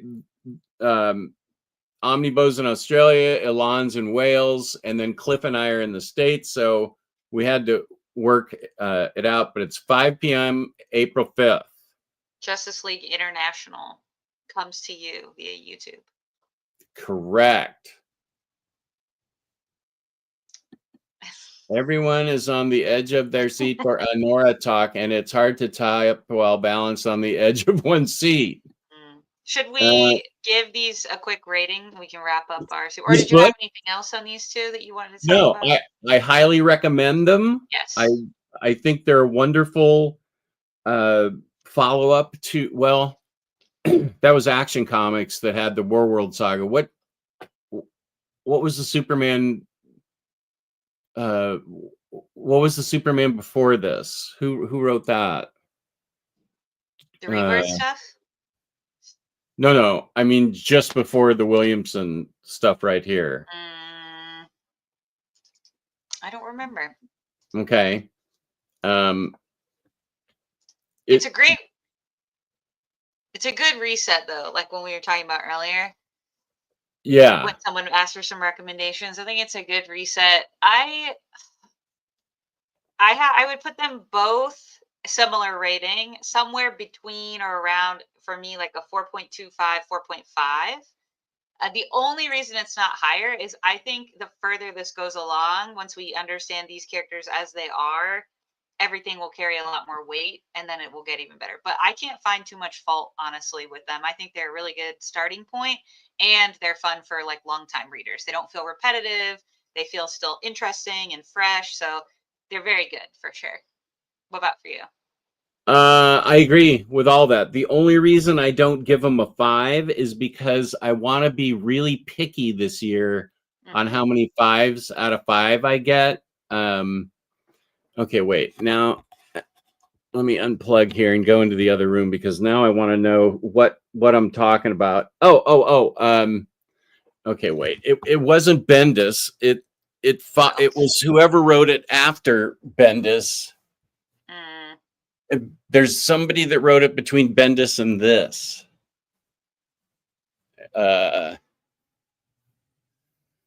Bendis. Then Action Comics is all Philip K. Johnson. Maybe Superman by Bendis is what I'm thinking of, and this took over from that, from the Bendis run. Kittens, Jurgens. What? I don't know. I was trying to follow that too. My face probably looked perplexed for the solid minute. You were moving the camera around, and I was just staring like, what? It may have been Bendis that this followed up on. Oh, the Man of Steel stuff. About that. Did that? Well, Man of Steel by John Byrne. No, wasn't that the? Look at us. We don't know what we're talking about. The Bendis wrote both Action and Superman, and it had to do with Leviathan. No, I remember. I think Superman, Son of Kal-El, while Superman was off on Warworld, I think that was the Superman sort of featuring Jonathan. The Unities. Yeah, the Unity Saga. That's the Bendis stuff. Yeah. But I was thinking of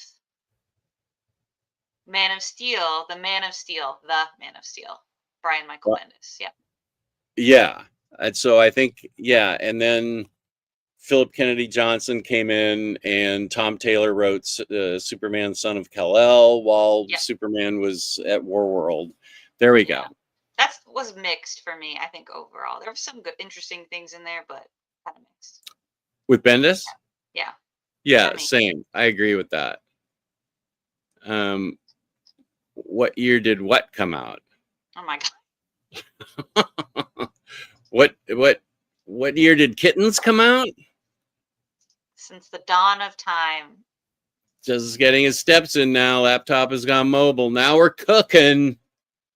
Yeah, I think we're gonna leave it at Bendis and then say Tom Taylor and stuff. Bendis. Oh no, that's not right. I was trying to see the years these came out. I was looking at something else. Well, here's another show I need to see is Andor. Jess. I know. Yes, I saw your comment and now I can fully react to it. Lance, I totally agree. Oh my God, Andor is so good, and it sucks because the first 3 or so episodes, especially the very first time you watch them, for me and most people I talk to, so it's obviously not for everyone, painfully slow, kind of uninteresting at first glance. And what makes me really frustrated is when the show first came out, Disney put those 3 episodes on ABC so people could watch and get interested. And it's like, don't put the first 3 because people won't watch. Like, you've got to put at least 4 and 5 on there. And then they're doing it again to promote season 2. They've put the first few episodes of season 1, I think, up on maybe their YouTube page. I'm not sure. And I'm like, again, those are not the ones. I mean, you can't put them up out of order, of course, but like, you're not selling your best stuff starting with 1 through 3. I will say upon rewatch, and I'm on my second rewatch, my 3rd time through. Wow. Those first 3 episodes are better once you kind of know what you're about to get into, and you can use some of the pieces of the puzzle that are provided there. But it goes so hard, like, Andor is the show for Star Wars adult Star Wars fans, and I don't mean that in its like explicit content, not like that, but like the concepts of like oppression and empire like are so intricately explored in that show, so well done. And hearing some of the creative team behind it talk about it is even more impressive. You're like, wow, you really did your research on like history and philosophy and psychology. And it just shows. So I have so much hype for season 2, and I'm really hoping it gets going right out the gate. But if you have not watched Andor, not Jess, because I know he's behind. It's only like I think the first season's 12 or so episodes. Could be wrong about that. Might be 13, but very good. Okay, now Sazmer, if you're just trying to create trouble. I know you were worried about the other shelves, but these things are completely fine. I do need to get the blinking lights. They're still hanging. I need to get upper management to fix those. But look, here, everything's fine. I'm not close to dying here under the collapse of the shelf. Although it would have been great to have set up a camera 24 hours on that thing, and then I wake up, you see me crushed beneath it. That would get so many views. So they're fine, Saz. Thanks for worrying about me. I appreciate it. Yeah. I know. Everybody loves Andor. Freddie's telling me, yeah, Andor, Rogue One. Although this is Rouge One, so maybe it has something to do with makeup, the makeup department. I completely agree, Earth-1, Jess. Yeah. Took me 4 episodes to get into Yes. Andor. Rogue One being my second favorite Star Wars movie helped me stick with it, and I'm so glad I did. I loved Rogue One. Okay, here. The shelves are fine. And They're then beautiful. I just got up my shelf art. Oh, nice. Some bombshells. Yeah, some bombshells. Bombshells. Whoop, get my head out of there.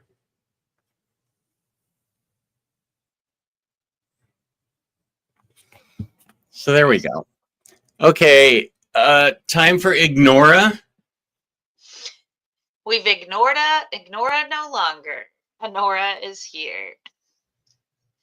Do you not think I haven't too compressed? I haven't watched it. He might be asking me.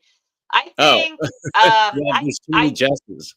Yeah, so I have not started season 2. I was trying to catch up on Yellow Jackets. I've been falling behind on everything. It's not, and it doesn't speak to the quality of the show.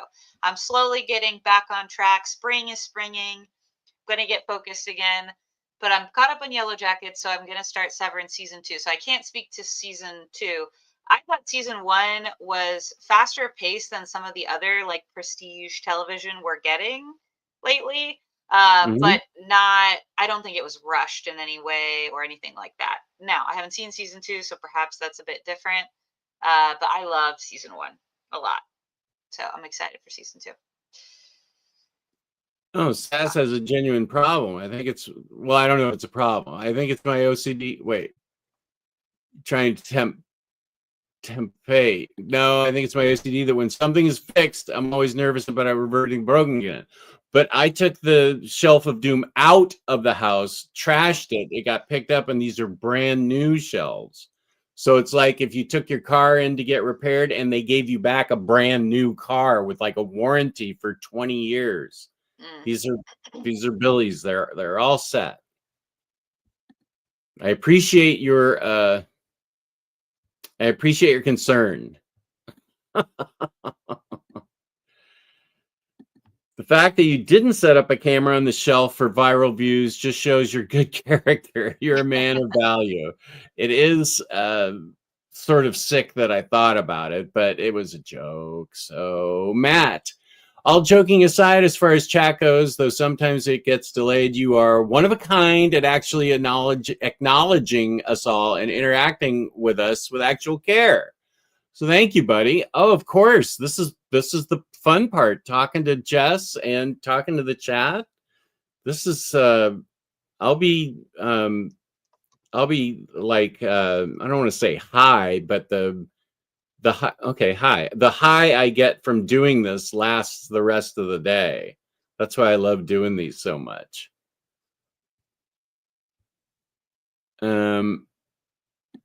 Yellow Jackets, yeah. Kitty Ma agrees. Voracious Reader agrees. Kristen wants me to see it. Kristen wants me to see all kinds of things. Yeah. Yellow Jackets is great. Also because it won't likely do well at the box office, going to shout out the movie Black Bag, an intense... Oh, is that the one with Kate Blanchett as the wife of the husband-wife spy thriller? My favorite movie of the year so far. Razor tight script. Good wording there.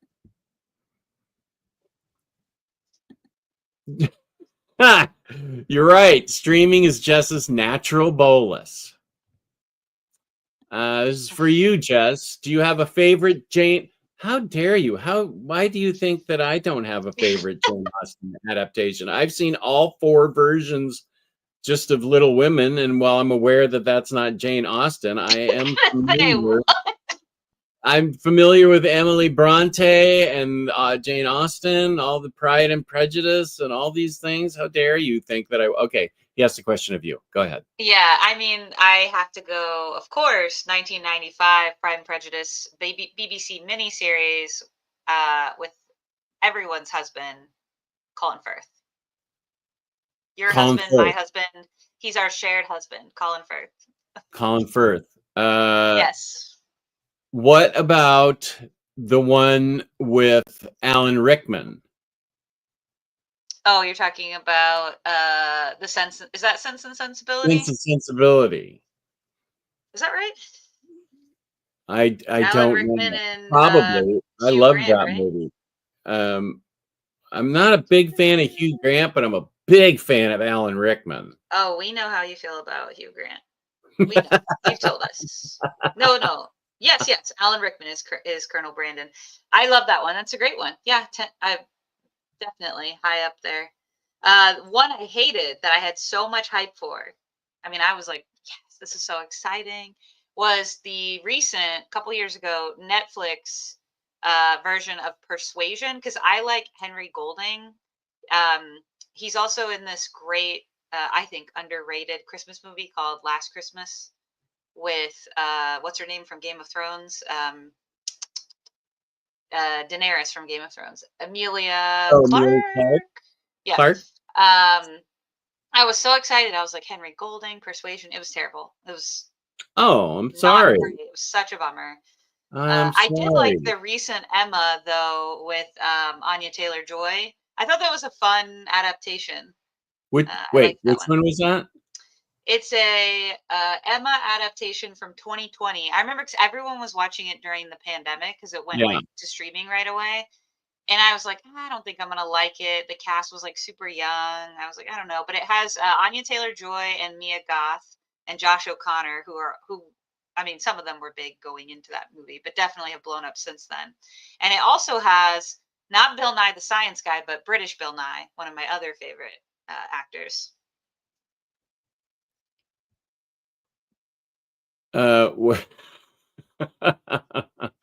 Yeah. Wow, Chris Brogan, way to stereotype the old man.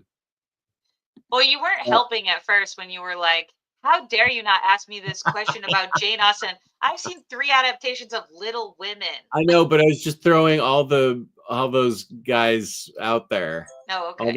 They're all the same. All those ladies are the same. Women writers stuff. Yeah, I know. I'm a puzzling type of fellow. The Northanger Abbey miniseries starring Felicity Jones is great. Yeah, I've seen that one. I don't remember much about it though. It was like a long time ago. I got the DVDs from the library, but I remember it. Northanger Abbey has a very strange tone, so I think it's kind of hard to capture on film. But I remember feeling it was pretty good. Sorry, you're too Jess. I did not. You're an Austen head. It's fine, Chris. I was totally teasing. I will make an exception for Hugh Grant in Paddington 2. But remember, Jess, you and I talked about this. You actually do make an exception for Hugh Grant a lot. So I actually think you do love Hugh Grant. You just don't love the idea that you love Hugh Grant. And that's like the thing you should work on in therapy, honestly. Where are the other exceptions I've made? I can't remember. And that would require me to go back to old episodes. Well, but I remember us talking through and I was like, what about this one? What about that one? These are very egregious accusations you're tossing my way without any proof. Let me go to Hugh Grant's IMDb so that we can relitigate this over again. What did you think of his work in Anora? Hugh Grant? Isn't that the part without subtitles? They were talking about Hugh Grant movies in Russian, and you missed it. Okay. And Yes, we'll get there. Well, you saw him in Glass Onion. Didn't you like him in Glass Onion? That was one of them, I think. Glass Onion. Yeah, he was in Glass Onion. You had not seen. Wait, Glass Onion. What was his part in Glass Onion? The character's name is Philip. If that helps you. But what was? Wait a minute! I just saw that. I don't remember. He's so immemorable, non-memorable.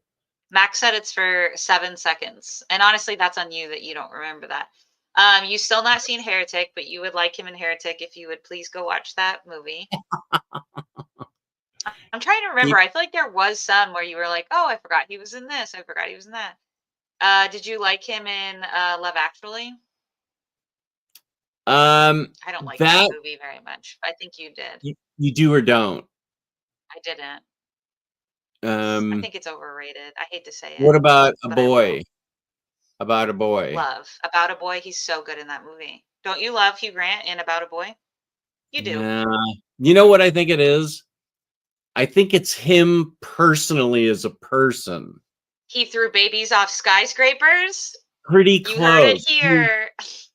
I've heard and seen just terrible behavior from him on talk shows and stuff. Wow. Like, and so I think maybe that has soured me on him a little. But I also feel like he just 4 weddings and a funeral. I feel like he just plays the same character over and over and over. He does, but he plays it well, and he's changing it up, which is a great lesson for all of us. No matter how late in life, you can always change and become a heretic, become a supervillain in Paddington 2, Paddington in Peru. Is he in Paddington in Peru? He is. You still haven't seen it, haven't you? You still have not taken your wife to the movie she deserves, Paddington in Peru. And that's on you. Wow, it's gotten really, there's a lot of harsh vibes coming from you today. What's the deal? Well, you can't be coming for Hugh Grant. Are you serious? Okay, man. Peace and love. Colin Firth is everyone's husband. Hugh Grant is everyone's boyfriend. You have to graduate into Colin Firth. It's maturity. Yes, that's correct. Yes, we love Alan Rickman. He never threw a baby off a skyscraper, ever. Boy, you're going back to that a lot. I think you need therapy. You keep going to that. Northanger Abbey was a movie, not a miniseries. Okay. Yes, thank you. The truth is, Jess's favorite Jane Austen novel is Jane Eyre. Ha. Oh, bye, Voracious. Thanks for hanging in there. We'll have coffee soon.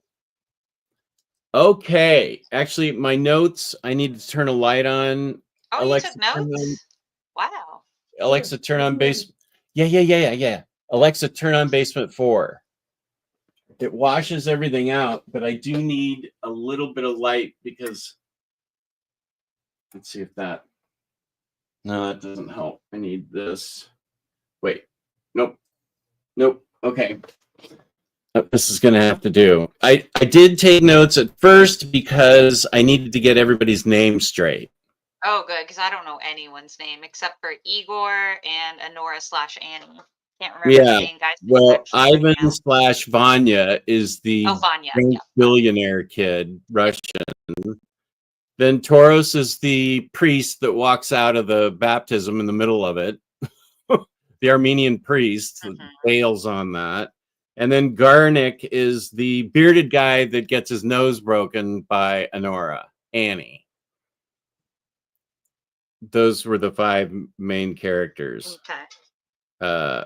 I just wanted to make sure I had that written down. And then I did write some stuff out afterwards because let me just preface this with my theory on movies.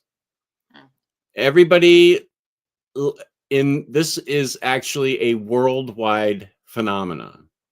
Wow. If you want to find out about guitar playing, you'd go to Max's channel, but you'd look for a channel on YouTube and learn from a professional. If you wanted to figure out how to hack your car into doing something, you'd go to YouTube to learn about that. If you wanted to find out my thoughts on a book, you'd come to my channel to find out my thoughts on a book, right? If you're not 100% convinced on a book, you'd like Matt would come here to ask about a Superman book. But everybody in the entire world from ages 12, maybe even ages 8 on up, is a movie critic. Everybody's a critic of movies. Whether they've gone to film school, whether they've watched 2,000 movies, whether they've taken classes, that doesn't matter. Everybody's a critic when it comes to movies. Everybody has their opinion, and they will not This budge. buildup is insane. Okay.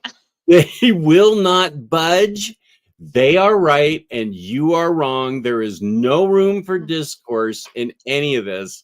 So I'm just preparing you for the huge amount of film analysis that's about to happen in the channel. Whoa. In the chat, rather, not from me. Okay.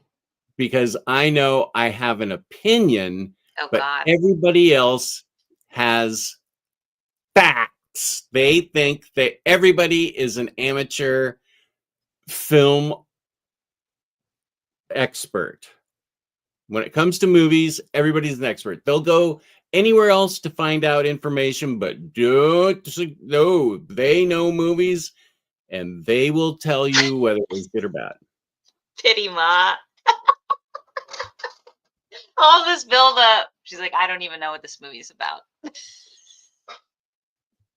Oh boy. Get ready. James is clutching his eyeballs. I think that's what that emoji is. What is happening at 3:06? Okay, here we are here. It's easier with me because all my opinions are also facts. Wow. Yeah. This has to be. It's true, though. Everybody thinks they are a legit film critic. So let's go. Anora is a movie. Oh my God. Should we talk about the circumstances under which both of us watched this film? Would you like to reveal? I think that would add a little bit of flavor. I think so too. Yeah. Well, I'll just say for me, and then Jess will say for him. I asked Jess when we got on this call. I said, "Hey, Jess, super weird that there were no subtitles. They were just talking in Russian for like 10% of the movie, 15% of the movie. No subtitles? That was a weird flex." He's like, "There were subtitles." So the version that I watched did not have subtitles, and I need to know if I'm nuts. So those of you who've seen it, were there subtitles in English and I missed that? So if so, I do have to say I missed 10% of the film. Because I got the vibes. I could kind of tell what they were talking about, but I had no subtitles for some reason on the version I was watching. So that's my disclaimer. And then Jess, what time of day were you watching this film? I think you should provide that as well. Yeah. Yes, there's definitely subtitles. No clue. It was all vibes for me. Vibes and the 2 words in Russian that I know. What's that's I can't imagine not knowing what all the Russian talk was. I pulled my first all-nighter since college because I put this off. I said last night to my wife, Lou always knocks off early from Omni Bros, so 9:30 I'll watch the movie. Well, 11 o'clock rolls around and I still haven't started the movie, and I still haven't read the books. And we've only been planning this for like a month. So I had to pull an all-nighter, and I am still awake from my all-nighter. I watched the movie and then I read the books, and I distinctly remember subtitles.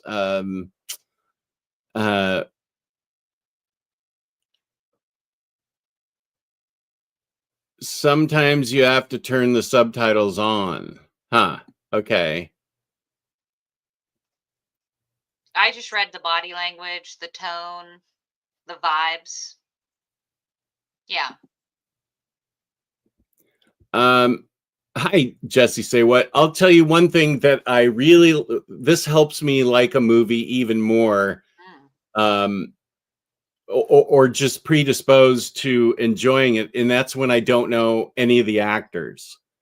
I was not familiar with Mikey Madison or anybody else in the movie. You're saying you usually, that makes you like things more or less? Yeah, it makes me like them more because okay, if cool. I'm going to see if I see De Niro or Meryl Streep in a movie, I'm like, well, okay, but this is just De Niro in a movie and he's acting. This was much more believable for me because I didn't know any, and that's what I like about movies like this is that when I don't know anybody, and as I get further and further out of touch with the world in general, movies will be like this more for me. Okay. Especially with younger actors. I know that kid with the wild hair that had something up his nose in Dune. I know that guy's an actor. Timothée Chalamet. Yeah, that guy. We had okay, Russian so, Timothée Chalamet and Vanya. They had similar hair energy. Is that? Yeah, I did notice that he had wild hair. I will say. Okay. I will say that I think the most important part of the movie. Okay, I have no clue if Jess did that on purpose or not. I did. Okay. I'm just messing with you. The buildup is crazy. I'm like anxious. I think my my blood pressure might be high right now. I found it to be very believable. Sure. From the sex workers aspect. I mean, the work she had to do in the club to get somebody to dance for, the backbiting and the other friends in the room afterwards or during, that all seemed very natural, and it seemed it didn't what's the word I'm looking for? It didn't seem it wasn't explicit for explicitness' sake. What am I trying? It's not exploitative. It didn't feel exploitive. Exactly. Yeah. No, I don't think it did either. Yeah. It wasn't that way at all.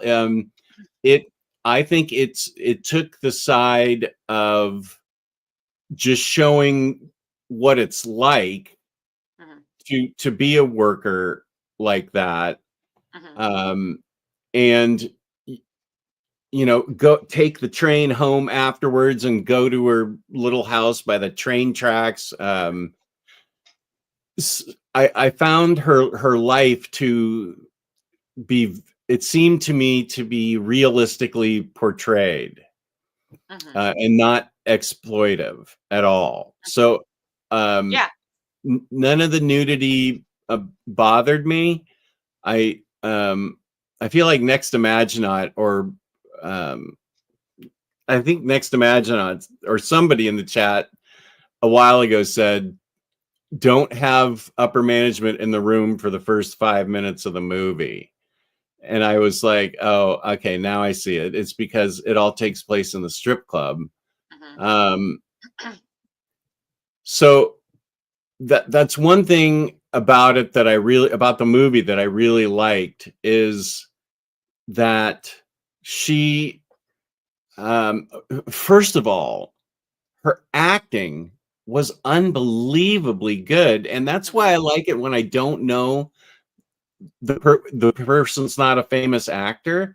It seemed like she was the character, and going through all these emotions within 60 seconds, she'd have gone through 3 real emotions, and they seemed very believable, and I found her acting to be extraordinary. Mm-hmm. Yeah, I agree. I think she was the best part of the whole movie. Any of all aspects of it, it was her, for sure, for me. Yeah, I can see how that movie became kind of like the darling of the industry, and won all these awards. I don't want to just go 30 minutes on what I think. I'd rather we kind of talked about it. Is that a format? We don't usually do movies, except for horror movies. Except for horror movies. Yeah. Yeah, I mean, I could say for me, this movie had a ton of hype going into it. I mean, like an insane amount of hype. And you may recall my fear was that this would be a Gen Z fever dream, in that it'd be a bit incoherent chaos, too fun for me. I did not feel that that was the case. I did not feel like it was Too a Gen fun? Z, too fun, like too Okay. much going on, just too much, Yeah. just Yeah. too much for me. I'm old. Mhm. I did not feel that way. It felt as crazy as some of the things that happen in this movie get, it still felt grounded. And I will say I struggled, and maybe if I watched it a second time, it would feel different. I did struggle a bit with the tone. A movie absolutely does not have to be one tone throughout, but from my friends, I heard a lot of things. Oh, this is like a grittier Pretty Woman. One friend told me this was the funniest movie she saw the year she saw it. And neither of those things feel correct to me.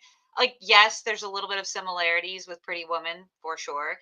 But I think the very grounded nature of Anora's character and that portrayal, like, totally negates that. And yes, there's a sequence in the middle of this movie, that chase sequence, like the home invasion chase sequence. Oh, It's yeah. like 20 or 30 minutes long, very funny in some ways, but I definitely could not get the hang of the tone of the film throughout. And because the hype was so high and I really struggled with the tone, like as an overall story, I didn't quite get the hype, I have to say. I thought she was fantastic. Everything that you just said is spot on. And I also thought the filmmaking, which we can pick out parts of later, was really good. Like Mhm. really good choices. But as the overall picture, I think it felt a little bit flat for me. And I do think my inability to get the tone and missing 10% of the Russian, in all fairness, I probably didn't help me. I I found it to be not funny at all. I didn't think this was Mhm. funny in any part. I A lot of didn't. people think it's funny. I Really? Yeah, it's like a Because I didn't very, think yeah. any part of it was funny. There wasn't a single part that made me laugh or smile or smirk or go, Whoa, not even a "Oh." smile. Okay. No. I don't know where the comedy, if this is a rom-com, where's the rom and where's the com? I didn't see. I don't. A Gritty or Pretty Woman. I remember that there were some funny bits in that movie, but I did not see. And this isn't a criticism. It's just that I didn't find anything funny about it at all. Like laugh out loud funny. I think No, the I Pretty didn't. Woman comp is more the plot, because in Pretty Woman it's like a sex worker Yeah, who is like being asked to commit to more of a relationship for money from a wealthy yeah. person. And it's like a fish out of water into that person's world. That's where the comparisons kind of end there. I don't know that it was supposed to be a rom-com. I will say one thing the movie did really well. So she feels real. The sex work stuff felt very real. I think that I did, as a viewer, get tricked. Like, you see the Vanya character treat everybody like shit but her. And then when they get to the part where he's talking to her about marriage, you can tell at that point they've had this whirlwind thing, and she kind of believes he won't treat her that way. Mm. And I did too as a viewer. I was like, oh, maybe. And maybe I relied on my rom com trope brain to think, oh, this will be different. And I myself as a viewer was tricked. which I think was good filmmaking. I was like, oh yeah, I kind of a little bit am starting to trust him as well. And then it just, And you know, and here you are not trusting Lex Luthor. okay, that. Lex Luthor has been around for a lot longer I than know. Vanya. I'm messing with you. But yeah, I was like, oh yeah, like her, I thought maybe he'll be different, which is always the thing. When you are looking for a partner, regardless of gender, always look for how they treat other people, especially Yeah. people with less money and less power. That will tell you so much about that person's character. Tell you everything. But yeah. she was fooled. She was fooled, and I was fooled with her. And that did make me sad, and I did have like compassion for her in that moment. There's another part that she's I guess as a sex worker, I felt like she was too trusting. I feel like when I mean, it's okay to go over to his table and dance for him, and she liked him enough to give him something extra in the dance room, but going to his house, that felt, not being a sex worker or knowing a sex worker, I don't know if they have to do that, but that seemed really reckless to me to put herself out there. There could have been 17 types of danger. Just in general, women have 17 types of danger when they leave the house, but to go into this guy's house with him, I didn't have to suspend my disbelief. I just thought also maybe that's part of the movie, was that there was that tension that she didn't know what she was getting into. Right. And initially it was all flowers and champagne and everything's fine. But I did feel like she left herself a little too vulnerable in that particular situation. And the idea that she didn't consider herself a prostitute, I feel like she was deceiving herself, maybe so she could live with herself. I'm not sure, but she got upset, when anybody would refer to her like that. Because I think that word though has. Sorry. I was gonna say, I think that word removes a sense of dignity. You know what I'm saying? Like, I think that was probably the disconnect in her brain. Yeah, Right. I mean, I agree. I have to check on the dog in a second, by the way. He's making a weird noise. I'm going to do that. But I will say I agree about, I think she made an assessment early on because he was kind of inept and a bit shy, that she felt safe going from the strip club and her work there and doing this sex work side hustle. She felt like he was probably a safe bet. And it's hard to tell. I did not get the sense from her, unless I missed this, how many times she's done that, how many times she has, gone and done this other side hustle. Right. I couldn't tell. So it could have also been it was either poor, it's unclear to me how used to making those judgment calls she is, I guess. I'll be right back. I just got to check on the dog real quick. Okay.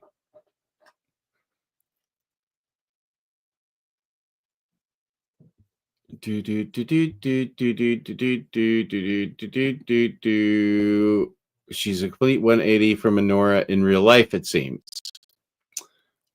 I know. I did pull an all-nighter.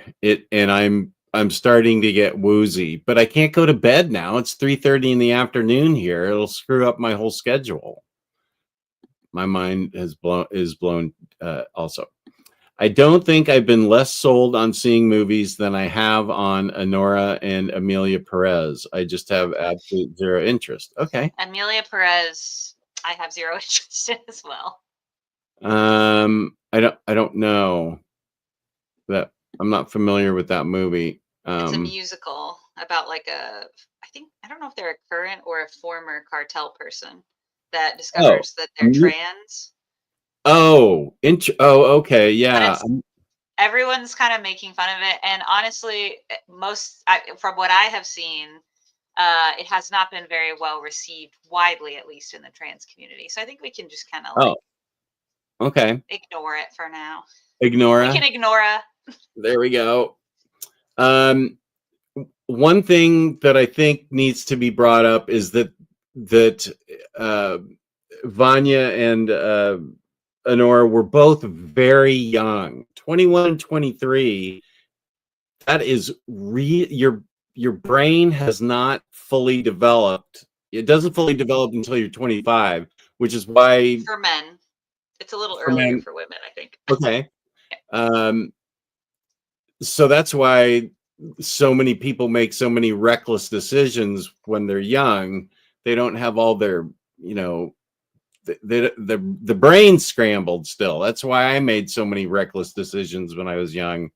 I don't have any excuse for pulling that all-nighter when I could have just watched the movie earlier this week. But that I think that plays into it, and I think that plays into her wanting to believe that this was actually going to be a real thing, because she didn't know who he was, or that his parents were rich Russian oligarchs, and he was terrified of going back home because he knew the fun was over. And while he's 21, he has the emotional maturity of about a 12-year-old. He's sitting there with her naked, playing video games with like her draped across him, and he's working the video games, and maybe there are 35-year-olds out there that are doing that too, but that seems so childlike to me. And he had such a childlike attitude that was endearing at first, and then you realized he'd never taken responsibility for anything in his life ever, and his parents utterly enabled him in that way. I think that's why she trusted him, though. Back to like why she might take it a step further in the sex work side gig is because he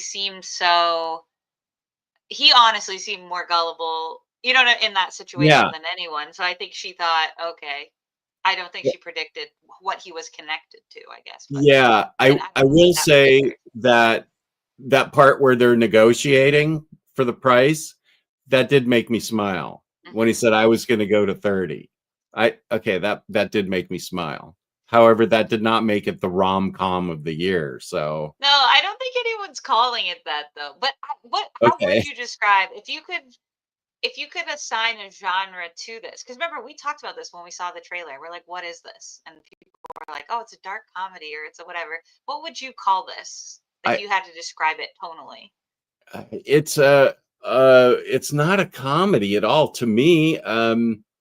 I would say it's just straight up drama. Okay.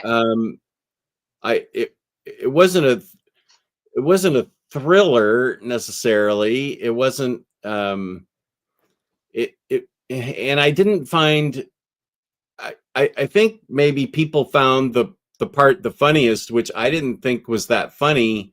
I thought they were completely inept. The Armenian priest and his two Russian goons. I thought they were endearingly inept. Like, she fought back hard at what she sees as a home invasion. And she fought back really hard, breaking the guy's nose, chomping on Igor's neck, and she fought back hard. And all they could think of to do was to tie her up with a phone cord. And I can see how, but I don't see that as being funny, because she felt like her life was in danger after Junior just bolts out the door in his underwear and just goes running. I felt like she was in real danger, and it wasn't slapsticky enough for me to think it was funny. The circumstances, I think, were dangerous, but I did find them endearingly inept. At no point were they going to pull a gun on her. They never punched her. They never, tossed her through it. I don't know what that's doing there. They were trying to save themselves when they were trying to tie her up with the phone cord and stuff, because she was such a kicker and biter and scratcher and going crazy. I think that showed to me how kind of scrappy and not willing to struggling for words.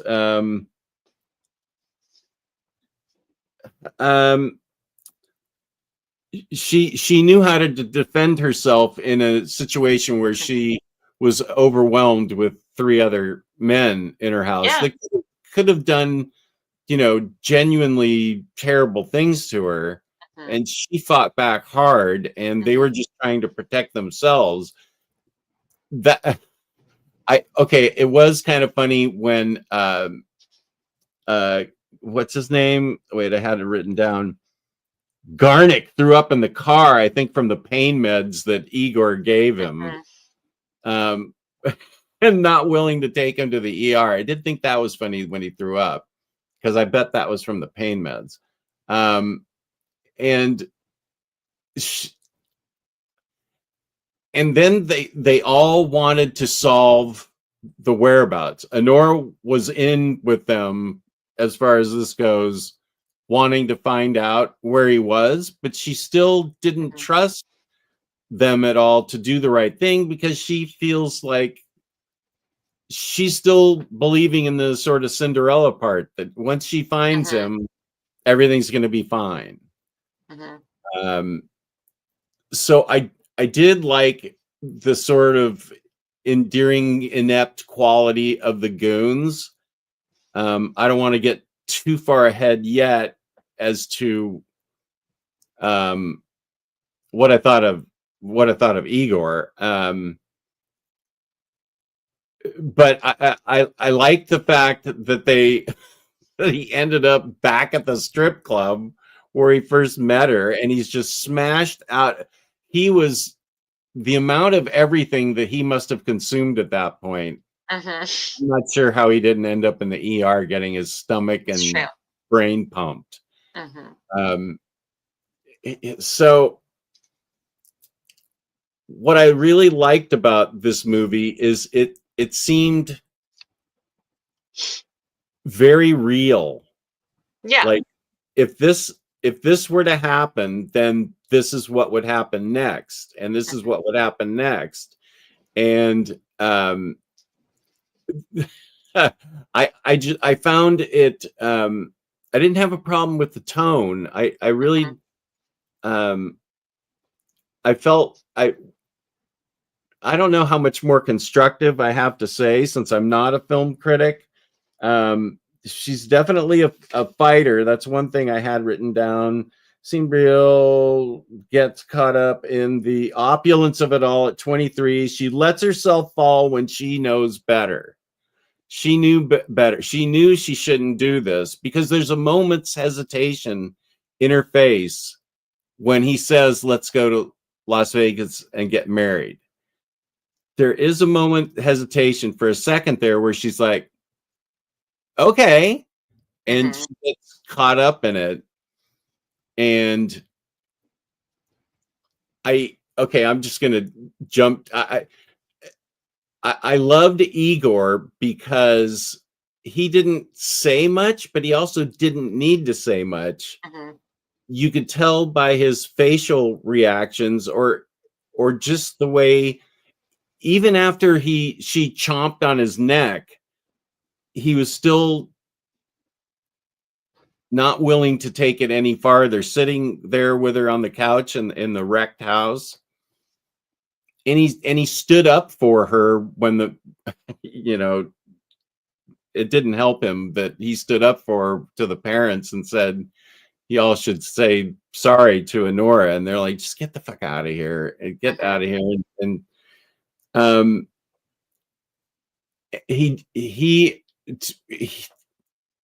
has immediate feelings for her of wanting to protect her, I think, which made the very end scene, spoiler alert, I'm going to talk about the very end scene. We're in the car and he's getting ready to drop her off. And she tries to, she understands that he has feelings for her, but the only way she can express anything back is to try and ride him and have sex with him in the car. And then, now I may have misinterpreted this because it all happened so fast. He got caught up in the moment and tried to kiss her, and that was too much for her. She didn't want the intimacy of a kiss at that moment and fought him off and then collapsed on him. And that was the end. And when she collapsed on him, and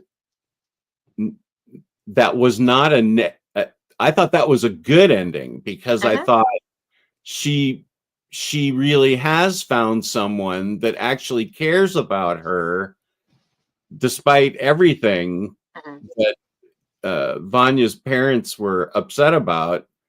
He sees her true worth and wants to be there for her. And I think she fought back against the kiss because it was too intimate, but then she finally just gave in and collapsed on his chest, which I thought was I think the ending was the best part for me. And honestly, her acting in that last 5-minute stretch was like the craziest gymnastics acting of all time. She went through 80 emotions in such a short amount of time. And I think your interpretation was very similar to mine. The only thing I would just say in addition is I thought, you were mentioning earlier, she's smarter than that, or et cetera, et cetera. I think that there's truth in that. I also think, people in general, women, people who are in positions where they have to project a lot of power and confidence in order to get by. And I imagine a stripper and a sex worker you'd want to have some level of feeling like people see you as assertive and in control so that you don't get taken advantage of. I can understand that in certain situations, especially in the workplace, maybe different dynamics like that. She's always kind of having to play a character in that sense. And you're right in that maybe that also limits how she's able to express herself. And I think the intimacy, you're totally right, freaked her out, not just because of the intimacy on its face, but also maybe feeling seen for who she actually is really freaked her out, because she's always having to play a character or put up a facade or a wall or whatever the word is you want to use. And in the situation of should she have known better or not, it's maybe not, because you're right. I mean, she's really young, and we think she's very street smart and savvy, etc., because that's what she's projecting. But even we, the audience, don't know for sure, because she's also projecting this whole time. So I think if I would assign a tone or a name or a whatever genre, it would be character drama, because it's really, to me, I think the whole movie is just her as a character more than anything. Not the other characters aren't great. They're all playing their role great, but it seems like it's an exploration of a character journey. And I agree that it feels very real. And I totally can see why she's especially getting nominated for everything in the entire world and winning a bunch of stuff, because she's fantastic. But yeah, I interpreted the ending very similar. And I thought that was the best part for me, honestly. I agree with that. Yeah, because it felt, in a weird way, it felt hopeful to me. Yeah. Like a new start. Yeah.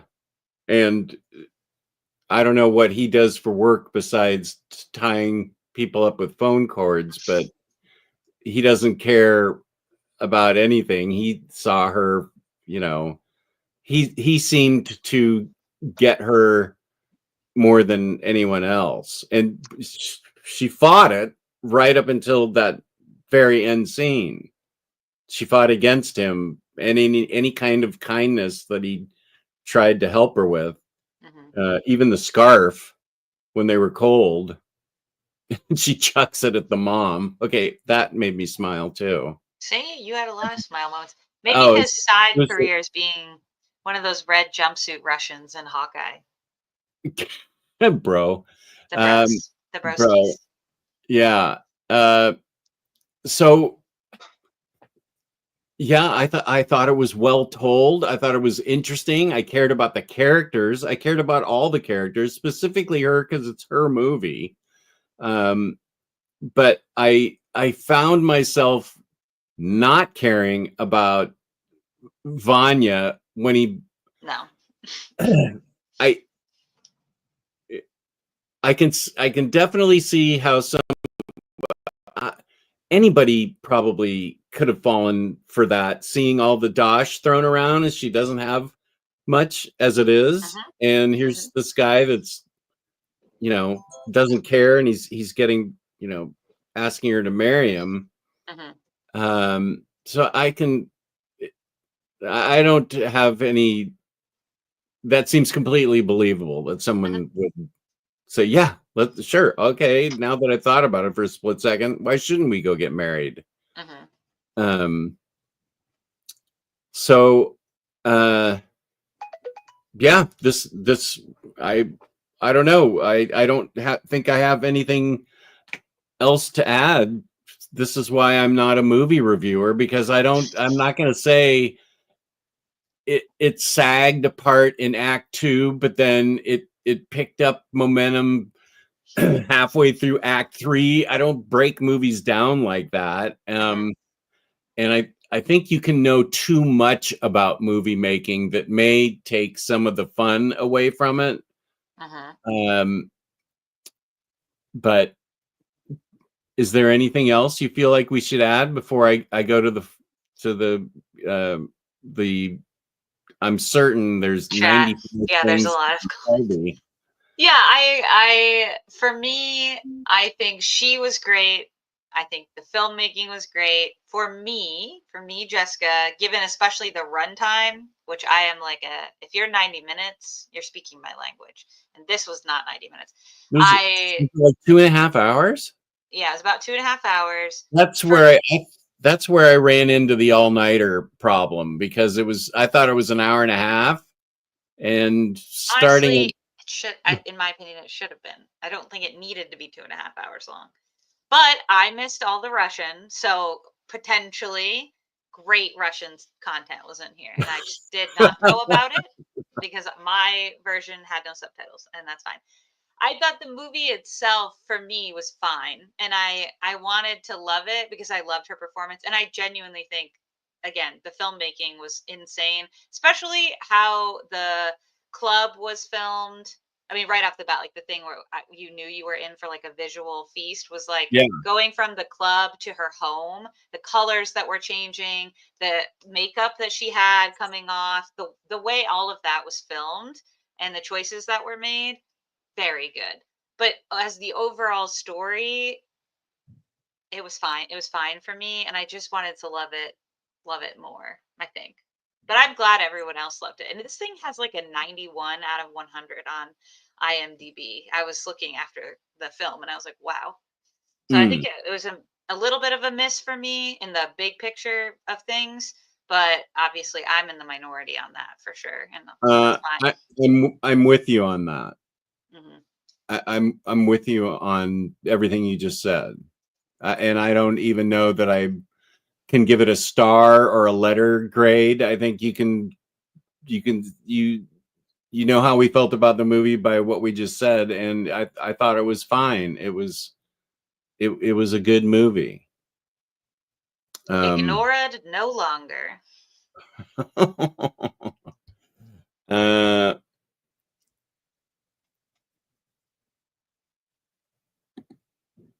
Oh my God, Jess, I'm just thinking back on how much Russian there was. If it wasn't 2.5 hours long, I probably actually would go back and try to figure out how I missed that. I agree with this. Her doing Russian in her strong Brooklyn accent. Yeah, I agree. About a Boy and Call You by Your Name are my favorites. I don't think I've seen Call You by Your Name. That's a Hugh Grant movie. Not you, me. Call You. Call Me by Your Name is not a Hugh Grant movie. name. I don't think Hugh Grant's in that. Don't stereotype me here, Harvey. I was making a point that it wasn't exploitative. It wasn't exploitative. No, I didn't feel like it was either. This was a Mikey Madison movie, hands down. I went into Anora not knowing a single thing about the movie, same, and it was amazing. I had no clue at any point in the movie what was going to happen or anything. That's true. That's true. Yeah. And you know what? Yes, that's a valid applause because movies are incredibly predictable these days. And I think, yeah, if you can keep people on the edge of their seat, especially when you're in the theater, you're not distracted. You all are reacting live, like the audience is reacting live with you. I'm sure that would be super fun. I do think if I watched this in a theater, subtitles, maybe I would have had a slightly different experience for sure. I wonder how I would have felt with everybody else laughing their asses off and me just sitting there going, "What's funny? What am I missing? How is that funny?" Although sometimes people do laugh at the wrong time. Just a moment for the time I saw Casablanca at my favorite theater, Kentucky Theater. And there's that one part in Casablanca where they're at that club and they play the dueling national anthems and it's like super intense because there's a whole world war brewing on. And it's like so tense because it's like us versus them. But so many people in the theater, like half the theater will laugh. And I can't tell if it's tension and they're like trying to release the tension in their bodies or they genuinely don't understand what's going on. And if it is the latter, I'm very sad and I weep for the community. They laughed at that. That's like some people the cornerstone of the movie when Sam gives the okay. I mean, when Bogart gives Dooley Wilson the okay to play the Le Marseillaise or whatever it is, everything hinges on that. I know, it's crazy. A lot of people in the theater laughed, and I was like, "That is very scary. It's not funny. It's really scary." Yeah. Yep. Crazy. Anyways.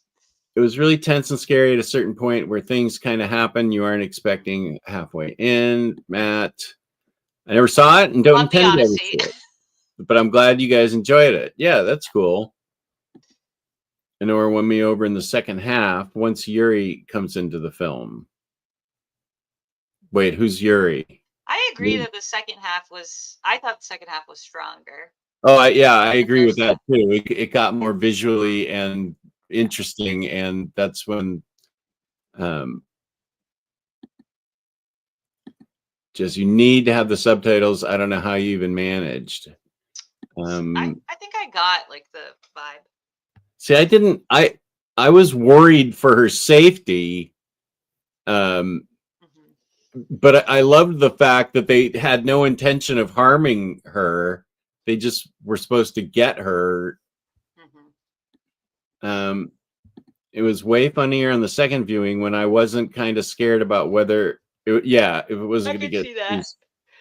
I also find situational humor incredibly funny, so there's that. In the theater, I was dying laughing when she broke that guy's nose. I still wouldn't call it a comedy, but there are definitely some very funny parts. I fully took the ride with this movie. It captured me completely. Jewish dragons. So my takeaway this afternoon is that Lex Luthor is less evil than Hugh Grant. Got it. Have a nice weekend, everybody. Thanks for the stream. Bye, Jewish dragons. That's Jess's character assessment. Yes. Good heavens, Jewish dragon. Hello. That's definitely what I got from what Jess was saying. She got more upset when they referred to her that way at the point when she was married to the guy, though, because in my opinion, they should have just been referring to her as his wife because that's what she was, but they weren't willing to. They were instructed to get the thing annulled, so they didn't think of her. They didn't think of her that way. That's a good point. Yeah. Amelia Perez is the wildest comedy. I think you're being sarcastic. Yeah, I don't think my brain fully developed until we had my daughter. I think I had to grow up really fast. Basically infantilized by his parents and also is a dope as well as being young. Rom-com of the year was Nosferatu, obviously. Yes. Obviously. But I would not call it a comedy.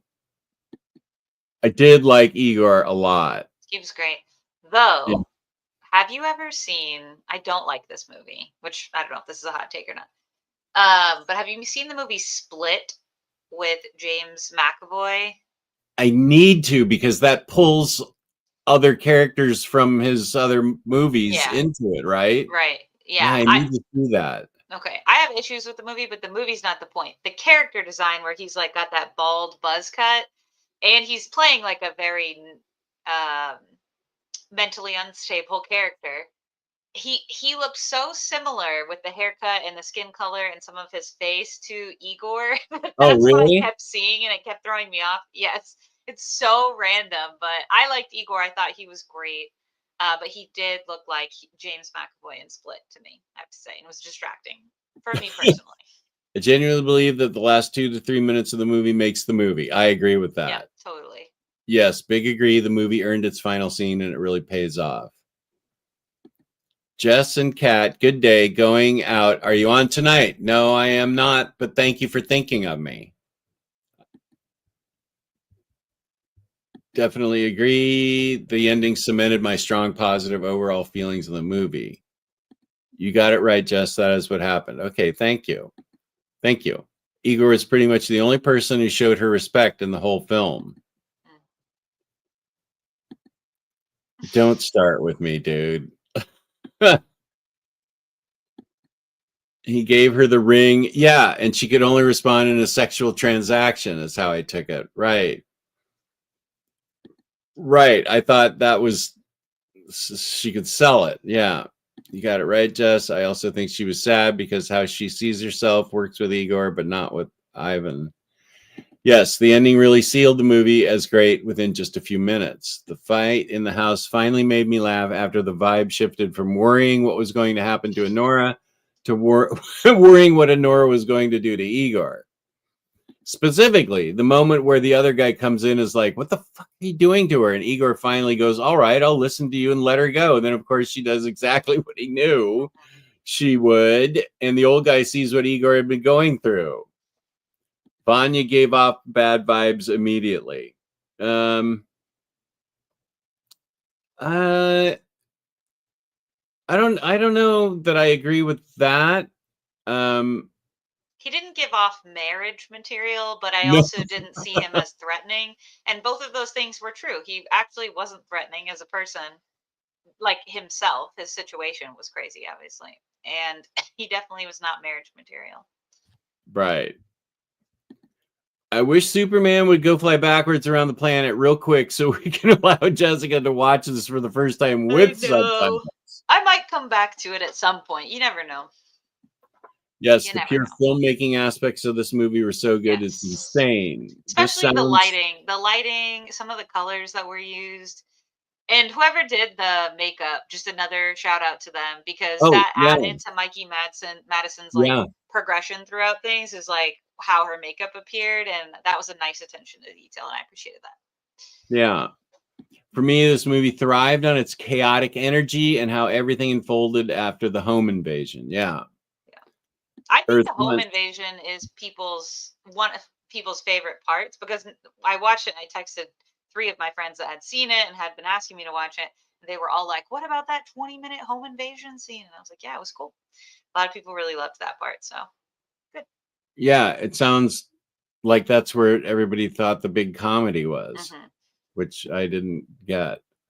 Earth-1 Jess subs were absolutely necessary for the movie. I hope you eventually watch it with subs. That said, I really like the movie. I don't love it, but Mikey and Yura were so good. Yeah, she was fantastic. She was like in another league, but everyone was great. The acting was very good across the board, honestly. Pitch perfect for being so a tonally kind of bonkers movie, moving through a lot of emotions, a lot of situations very quickly. Every single time an actor made a choice, it made sense for the scene. And I think that was a challenge. And and that's on the director. Directors pull that out of people and make sure everything feels cohesive too. So that was well done. Yeah. Here's Kygon. Welcome. Oh, love. Jess, I'm just 2. No, they just want me to have a very good sleep. You don't need one. You're Okay. fine. Okay, good. Well, I hope you get a good night's sleep tonight too, Jess. Me too. I do hope that. With the home invasion, I wasn't so much laughing about what was happening, but the timing and energy everyone was bringing was just so over the top. Yeah, Lance, looking back on it, it seems there were some subtle, or maybe not so subtle, slapstick physical comedy undertones. Who is next week for Batter Days? Omnibuddy. Omnibuddy is on next Saturday. By bad vibes, I mean more so that the relationship with Vanya was never going to work out because he was not equipped for that. Yeah, I agree with this. The cinematography was exceptional throughout the whole movie too. Is often very subtle, but there were some showy parts too, like moving through the club in the beginning. And my favorite shot was of her standing in front of the giant windows. Oh yeah, while it was pounding snow outside towards the end of the movie. Great shot. Thank you guys for a fun stream, and especially the Superman suggestions. Have a great rest of your weekend. Peace and love, Matt. We are always here for your Superman questions. We love Superman. It honestly reminded me of a 70s Coppola from a filmmaking viewpoint. Wow, we are caught up. Just in time for... Oh, that's right. My quick little game. There's a surprise here. Okay. Everyone adjust your expectations immediately. Okay. I was thinking, you and I sometimes will talk about how the youth speak. You know, occasionally you have a new slang word you'll introduce. And I thought this was a Gen Z movie, and I was wrong. It was not totally a Gen Z movie. So I have 10 Gen Z slang terms from the internet, according to the interwebs. I'm going to tell you the term, and I want you to guess what it means. And you can play along at home if you would like as well, and see how much you can get out of 10. Just to Sky High. What I forget what made you think it's good to have you, Kaigon. I never saw the trailer, so I don't know what was the Gen Z vibe that you got. It's hard to describe. It was like a fever dream, chaotic, just too cool for me. That was the vibe. Huh. I'll have to watch the trailer now to see what you experienced. A lot of movies that are portraying, whether they're portrayed by actors that are Gen Z or not, does not matter, but that are portraying contemporary Gen Z, which these people would be, people. It's like the trailer, you walk away from the trailer and you're like, what is this movie about? That's the vibe. That's the best way to describe. So yeah, you can go back and watch the trailer, but I thought I'm not going to be able to figure out what is going on. I was wrong about that. But I do have 10 Gen Z terms. Okay. You're going to give me what are you going to give me? I'm going to give you the term, and I want you to tell me what you think the term means. I picked out 10. I knew most of these, but not all of these. Some are easier than others. Are you going to use them in a sentence?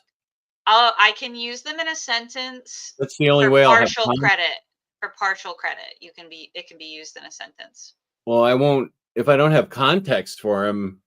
You go with the first one and let's see. Okay. So the first one, I can spell it for you just to make sure we are saying the same thing, is ate. ATE. And I can use it in the sentence for partial credit. I ate you ate it up and left no crumbs.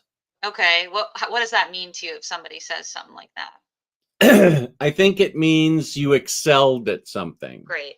Yes, you get credit for that. So used in a sentence, she ate that performance. There was an encore. Nothing to do with eating, but describes when someone delivers on something in a good way and can be used in a variety of contexts, like referring to someone's performance or fashion style.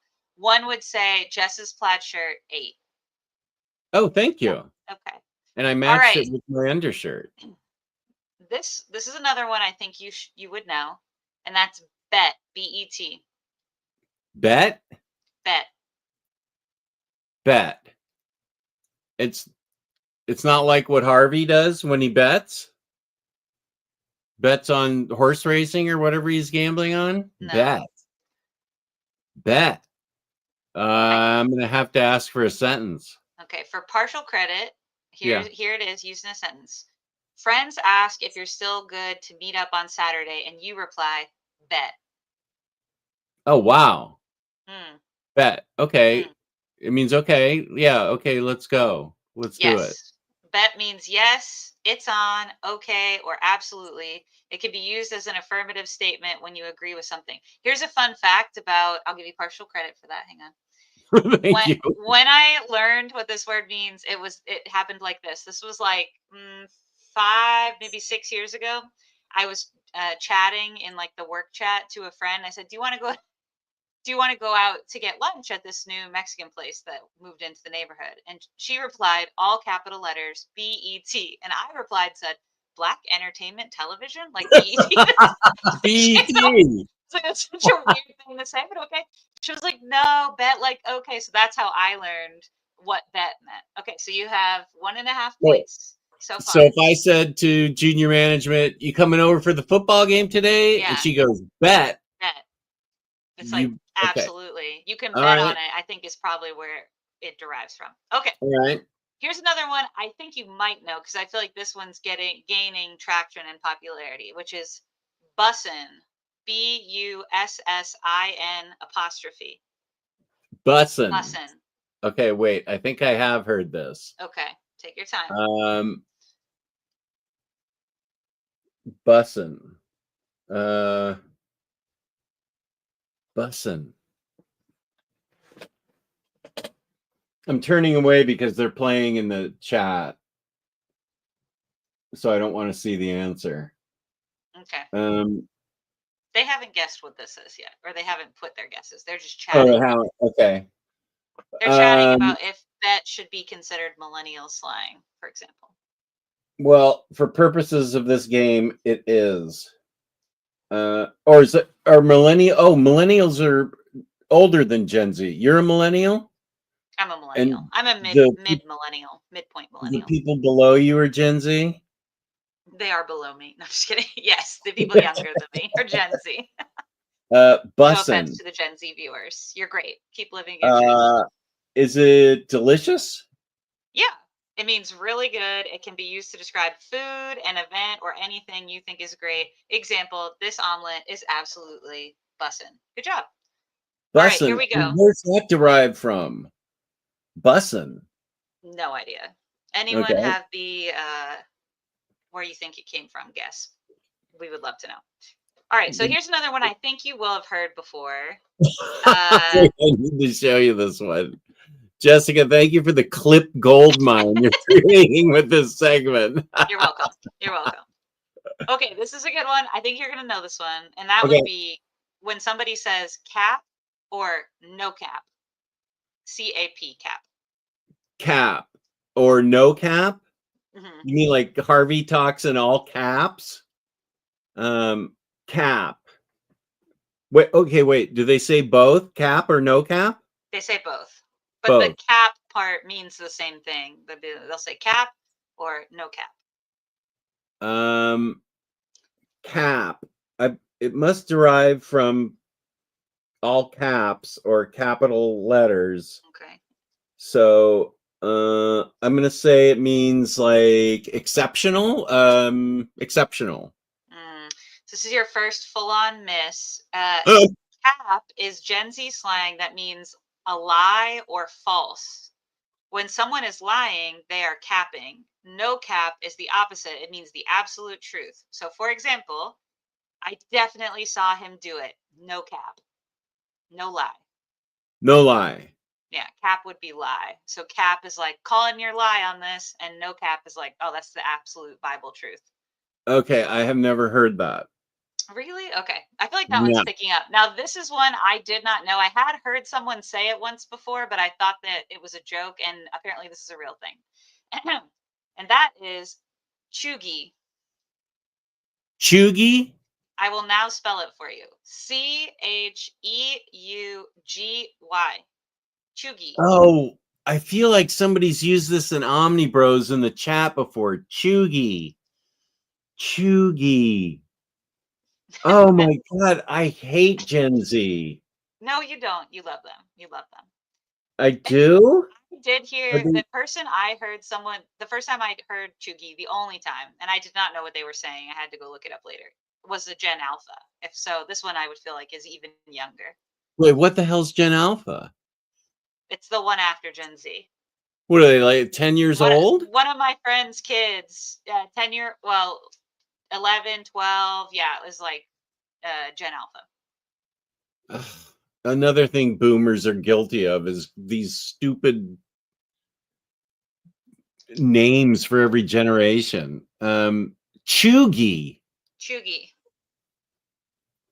It can be used in a sentence for partial credit if you get it right. Okay, well, I think I'm going to have to go for that. Okay, I think this will help you. Example, use in a sentence. Those shoes are so last season. So Chugi. So last season. So Chugi. You're behind the trend. You're not keeping up with things. Yeah, I'll give you partial credit. This is the meaning.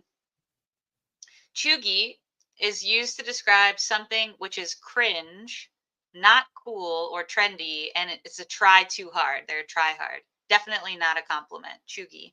Oh, okay. Omnidog is the best comic YouTuber, no cap. Thank you, Razor. Very nice. Chugi. Right. So you're trying too hard, you're cringe. Yeah. Okay. So it says something, not necessarily someone, but maybe you could use it on a person. So like I would think most of it would be fashion, but I guess it could also be like a movie, or when somebody says something uncool, you're like, so Chugi. I don't know. This is the one I've only heard once in real life. Chugi. Okay. Okay. Here's another one. This one you might know, which is gas. G-A-S. Gas. Gas. Yeah. Gas. Jumping jack flash. It's a gas. I need a sentence.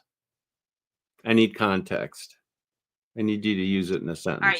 This is the example. Person 1. I got into the university I wanted. Person 2. That's gas. That's good, or that's great. It's really good for you. Congratulations. I think it's close enough. Gas is Gen Z slang for cool, dope, or awesome. Alternatively, if you are gassing someone, that means you're supporting them and you're really hyping them up, gassing them up. Oh, I would have thought gassing would have been like gaslighting. No, see, well, I guess you could be doing that only to make fun of them 5 seconds later, but that would be cruel. Something Hugh Grant would never do, but Lex Luthor might. Okay. All right. So gas. All right. Next one. I have never heard this one before. I don't know how uncool that makes me, but this was new to me and is on the list. Here it is. Chugi. Next to Chugi, which I had only heard one time before. This one I've never heard anyone say in real life. Guap. G-U-A-P. Guap.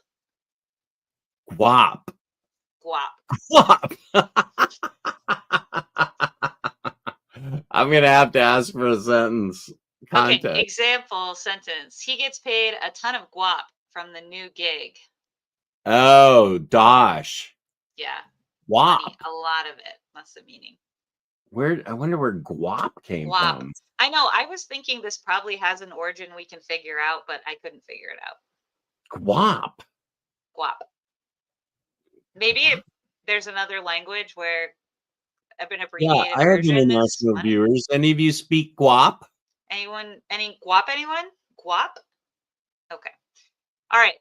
Next one. We have 3 more. This one I have never heard anyone say, not the way this is about to be, which is wig. W-I-G. Never seen this, never heard anyone say this. It just was on this list. Wig. I'm gonna have to ask for a sentence. All right, use in a sentence. And this is how you know whoever wrote this list is not actually Gen Z, because of the example it says. I can't believe Justin Bieber is coming to Sydney on tour. That's wig. It sounds like bad. You Justin think it's Bieber's coming. That's wig. wig? Well, it must. I'd ask for my money back, but if I'd ask for my guap back, because he's not worth my guap. Is it another term for cool? That's great. It is an affirmative thing. Wig is used to express when you're really excited about something, as if your imaginary wig on your head fell off, like in excitement. Wig. Oh, like it zipped off, like in the old comic strips. Doing. I don't know if that's quite what they're picturing when they're saying this, but sure, yeah. If the wig, okay, what? If that's wig, it's say that. What's That's the wig. meaning? What's the meaning again? Wig is used to express when you're really excited about something, as if your imaginary wig will fall off in excitement. Oh, Wig. you. If you had said Olivia Rodrigo, then I would have gotten it. Okay. Well, I didn't provide these examples; they were provided for. If she was like coming to my town at a small arena, I would go see her. No cap. It would be wig, no cap. No cap. And I'd use my guap wisely on tickets for her. All right, here's another one, second to last one, and I have also never heard anyone say this. The last one I think you might know, so I saved it so you can feel good about yourself.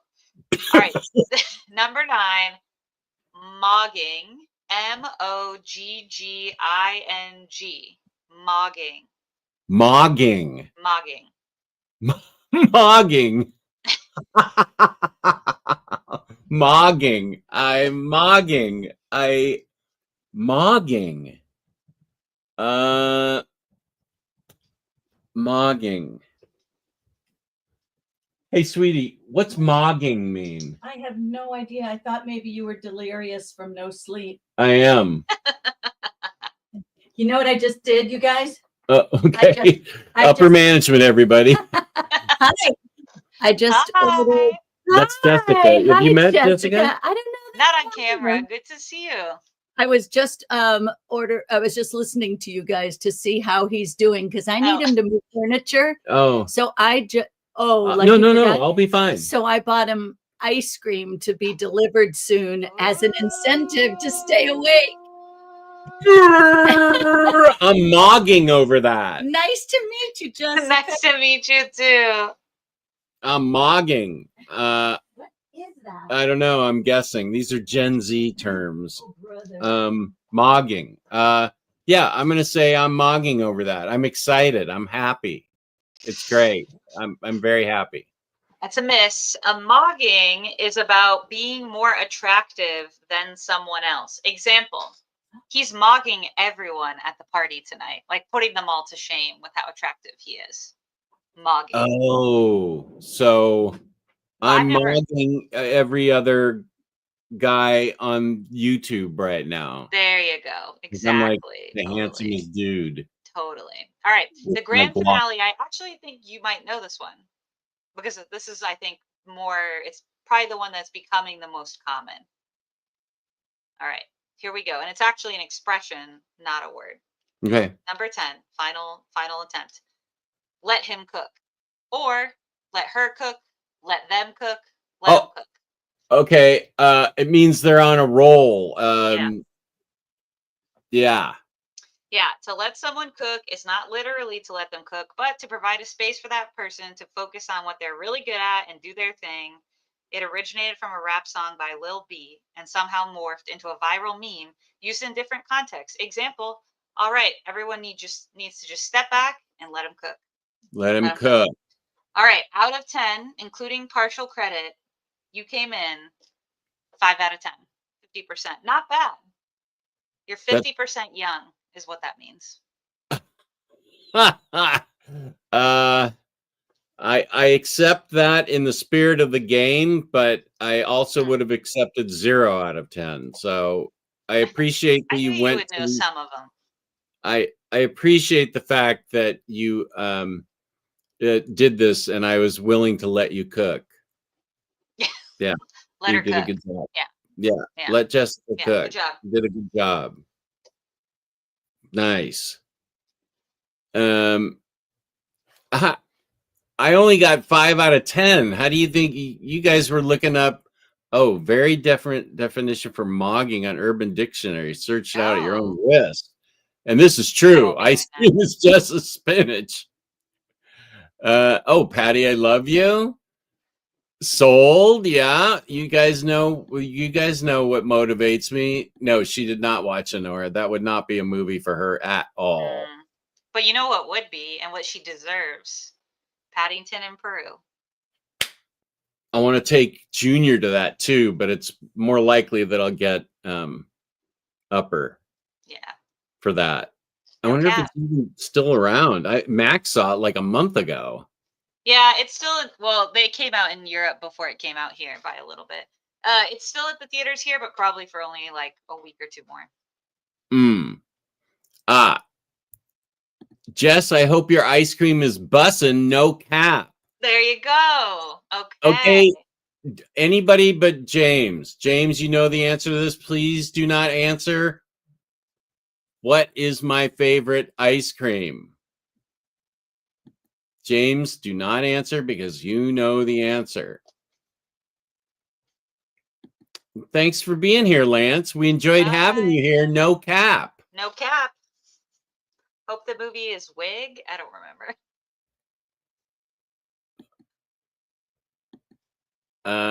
Close, Chris. No, you guys are circling it. Cold ice cream. Yeah. Oh yeah. Hey, what is Skibbity? I've seen that. I know what Riz is. I know what Riz is. And I think Sigma means like the ultimate, the best. This is true Gen Alpha. This is not Gen Z. This is like kids in school right now are saying this. But Skibbity, I don't understand. And Skibbity Toilet, I also do not understand. Truly, they became a meme when they started saying that. And I was like, don't know. Don't care. No, you know enough about me, Brian, to know that that was a joke. Right. No, I don't like anything mint. And Razor, oh, you're so close. You're just missing one word. You're just missing one word. I can guarantee this is what you got. Just missing one word. So, that's a good ice cream. But Speculoos. Yeah, I was looking for those the other day, Belgian Ellen. Ben and Jerry's ice cream, vanilla caramel fudge the police. Fudge the police. Oh, I get it. No, Max got it. Thank you for everybody guessing. You were pretty close, but yeah, Max got it. Fudge the police. So, what's the next movie you're going to see at the Kentucky Theater?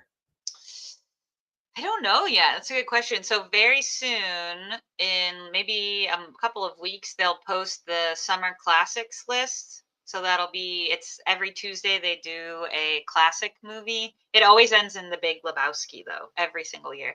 And Fun. For you, yeah. I'm tired of it taking up a slot every year. I want new things to be the last movie. Oh, I can watch that movie every day of the week and be happy. Have you used the thing I sent you? Not yet, no. Well, it just came in the mail, I think like last week. And actually, well, I don't want to jinx anything, but this week I was doing errands for the update that I told you about. And I was like here, there, and everywhere, going to do all kinds of things. So I haven't had time to sit down. One that I want to see that I think is still playing there, and I might try to go, is where is it? The Monkey, the new Stephen King. I've heard it's not actually that great, but it's been on my list. I want to see it. And very soon they're going to have Mickey 17. They might already have it this week, which I very much want to see. It'll probably be one of those two. Is that a horror movie? Or what is it? No, I think it's, well, I'm not entirely sure. I think it might be science fiction. It has Robert Pattinson. It's based on a book that is a science fiction fantasy book. Oh, okay. But it'll probably be one of those two. I made them guess what my favorite is, and Max, yeah, Max. They all said hi to you, and nice. Max said I love you, and he got to you, and said that he got my favorite ice cream right. So Max. Whoa, he's part of the family.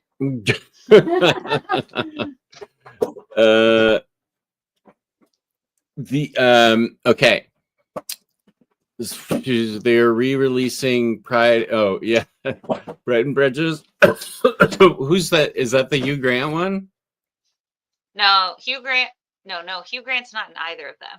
Colin Firth, everyone's husband. Hugh Grant is our boyfriend. Colin Firth, we marry Colin Firth.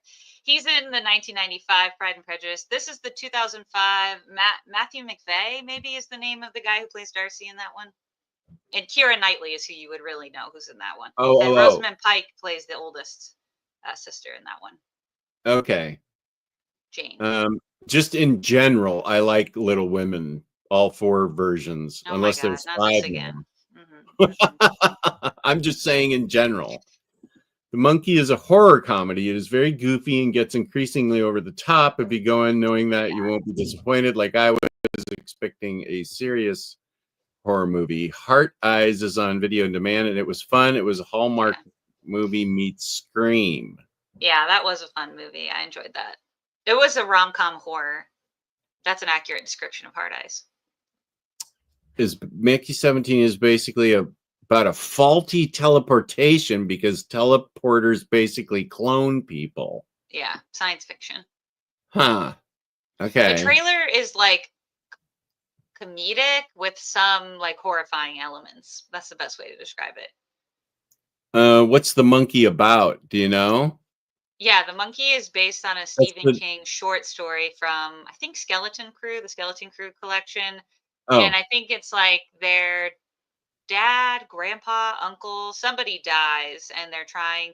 And one of the things that's left, I think, is this like toy monkey that freaked them out when they were kids, and bad things happen resulting from the toy monkey, without saying much more. Oh, setup. Okay. Nah, that doesn't really sound like. If I watch it, I'll definitely text you to see how it is. There's not too much that's like coming out right at this moment that I'm as keen on, but I know that the summer has a lot of stuff coming out, so we'll see. Good. Save your golden ticket for something exceptional. Yes. Mickey 17 might be that. It's getting great reviews. We'll see. Okay. Maddie's the one that helped me with that. I know. I was really well, I told her and she was like, "Oh, really?" Pretending like she didn't know. Oh. Yeah. I didn't tell her what I was going to do. I just asked for the name of it. Yeah. And then I went on my own. Yeah, it was very nice. I'm excited to use it for sure. Awesome. And best wishes on. Oh yeah, I'll keep you updated. I should know something final this week for sure. That'd be great. Yeah. Really pulling for you on that one. Thank you. Okay, well, we've had a lot of fun. I'm still awake. I need to move furniture and eat ice cream in that order, because if I eat ice cream, she knows I'm not going to move any furniture. That's being held, rightly so, as a carrot in front of my face, so to speak. We're younger, we're cooler, we're more cultured than when we started, and that's really what matters. Yeah. We're not chuggy. Not chuggy at all. Hopefully we come into some guap this week. Oh, that'd be great. Yeah, actually, I would love that. We could both. Guap. Yeah, we need to get guapped up. Guapped up, yeah. Guap. Yeah, we need to get guapped up. Lots of guap. Thank you. This is my Discord. I also have Blue Sky and Instagram. And Omnibros on Monday, and I think it's a pretty quiet week. Friday the 28th is the big day. That's the big day. I'm going to give away everything. Wow. Okay. Well, as usual, I had a great time with you, Jessica. This is always fun. Same. And we can look forward to we're gonna have to figure out what we want to read next. Superman wise. Yeah. I think we're due for like a solid run of something, maybe early spring run. We'll see. What do you mean? Like A run? like a run of something. This was kind of a run, but it was just 2 volumes. Oh, you mean like a run? Yeah. a big long run? Okay. Or medium Or run. like We'll omnibus size run? Maybe. Okay. Not the 1,200 page omnibus, but Let's the not- 600 page omnibus. Let's not do we'll that see. to ourselves. We'll see. Yeah, let's not do that to ourselves. Exactly. Thank you for being here, Belgian Ellen. Yeah, we did talk about doing every once in a while like a side, like a side character, like, or a supporting cast member, like part of the Supergirl, Superman Superboy. family. So we might do that. Yeah, that could be cool. Oh yeah, we should read some Supergirl or something. Now I got to go to the LCS and drop some guap on a bus and stack of books. No cap. Yeah, exactly. Right on. Thank you, chat. You were wonderful as usual. I appreciate all of you. Harvey, I still didn't get what your reference was on your super chat. So to type it in while I play us out with the Omnicat theme song. And love the chat. Love the Earth-1 Jess. She's great. And we all had fun. Whoa, I am really getting woozy. I don't know what I'm saying. So I better sign off. No cap. Okay. Peace and love. Peace and love. Thank you, everybody, for being here. Love you all. Still one more. Roll! Omnidog! Hey, Omnicat! Now here's the Omnidog and Omnicat show. It's the place to sit if you'd like to know more about the books that they've read. Kristen likes Lumberjanes